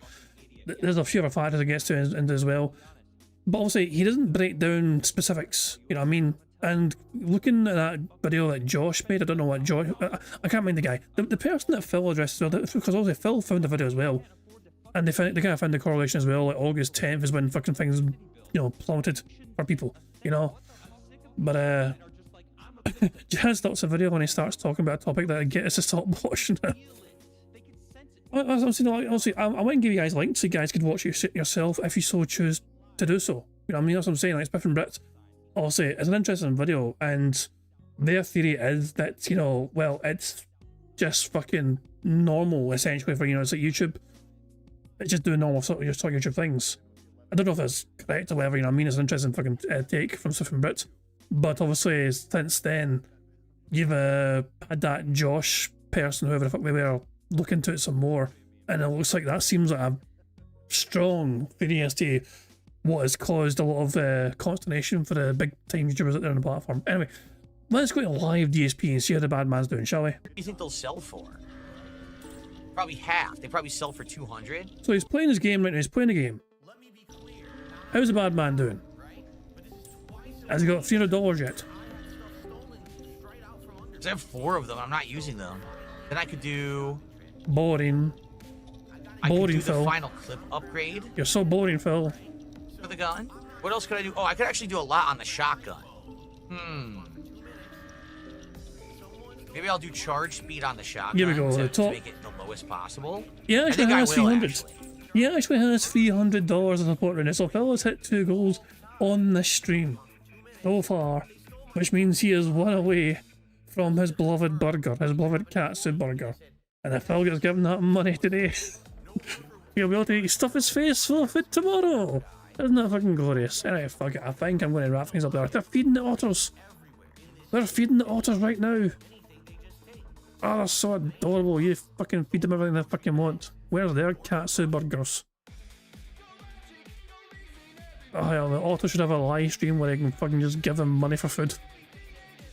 Rather than fucking give DSP money for fucking food. Fuck that shit. Well, there we go. Fucking give it. That was a huge handful of fucking food right there. Otter doesn't fucking know what to do with it all. Try to skip it all together. There you go. The otters are getting fed. Glorious stuff. But guys, I'm going to wrap things up there. Tomorrow's bingo will be a smaller, shorter one because Phil is obviously doing. He's not doing a podcast tomorrow, so yeah, it's gonna be a 3x3 bingo card tomorrow for the show, and yeah, so it shouldn't be as long as usual. So these shows are usually shorter, so yeah. But yeah, join me tomorrow for some more bingo antics if you so choose to do so. Hope you enjoy the rest of your weekend though, and I'm going to end things how I always end things by playing Notorious PNG contributions made by a pretty talented Pixar animation. So. Until tomorrow, guys, I hope you all have a good Sunday, and yeah, have a good evening. Goodbye. On September 14th, a pre-authorized payment of $16.51 from PayPal.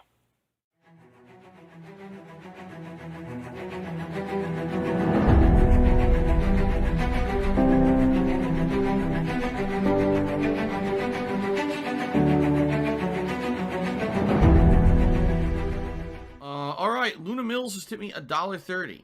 It says, I'm back. What's your favorite type of shower? When you're showered in money. When you go outside, all of a sudden, greenbacks start falling from the sky. And you raise your face up, you're like, oh, you start dancing, you go, oh, money, money, yeah, yeah. Alright, I don't know what the hell you're talking about, but thank you for the first tip of the day.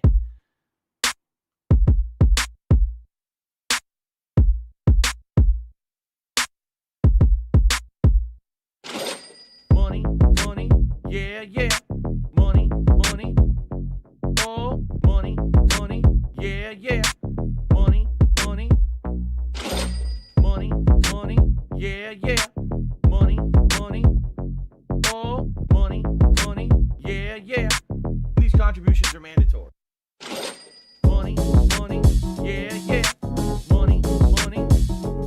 Oh, money, money, yeah, yeah. Money, money. Money, money, yeah, yeah. Money, money. Oh, money, money, yeah, yeah. These contributions are mandatory.